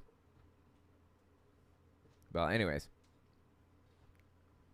I'm trying to point out that Islam is deeply harmful, but Islamic people are not. I live around a ton of Muslims. My kid goes to school with a Muslim. I don't like the fact that she wears a hijab. I don't like the fact that on occasion, not commonly, but sometimes in Manhattan, I will see somebody wearing a full burqa with like the face mask and everything, and they'll have a little kid in a full burqa right next to them. I don't like that. It's wrong. It's a violation of human rights, whether those humans know that or not. Marginalized, yeah, that's the word I was looking for. Thank you, K. Opossum. I'm not defending Islam. It's a damaging religion. It hasn't gone through a reformation like Christianity or Judaism has. But I'm not going to demonize them or marginalize them the same way that Republicans demonize and marginalize Mexicans in the United States. Persecuted, that's a good one too. Thanks. So there you go. No defense of Islam. I appreciate that there are ex-Muslims speaking out against Islam. on YouTube. And I wouldn't even mind collaborating with him one of these days. But Muslims are people too. And just like Jehovah's Witnesses are. I have the same policy about Muslims as I do about Jehovah's Witnesses. I think the religion is absolutely fucking disgusting in every way, and it needs to be torn down from the top down. No questions asked. But I also feel empathy for the people on the inside and want to help them find their way out safely and with a minimal amount of mental anguish. And I know that demonizing Muslim people individually isn't the way to do that. Anyway, hopefully that gave a little context to it. Thank you for the voicemail.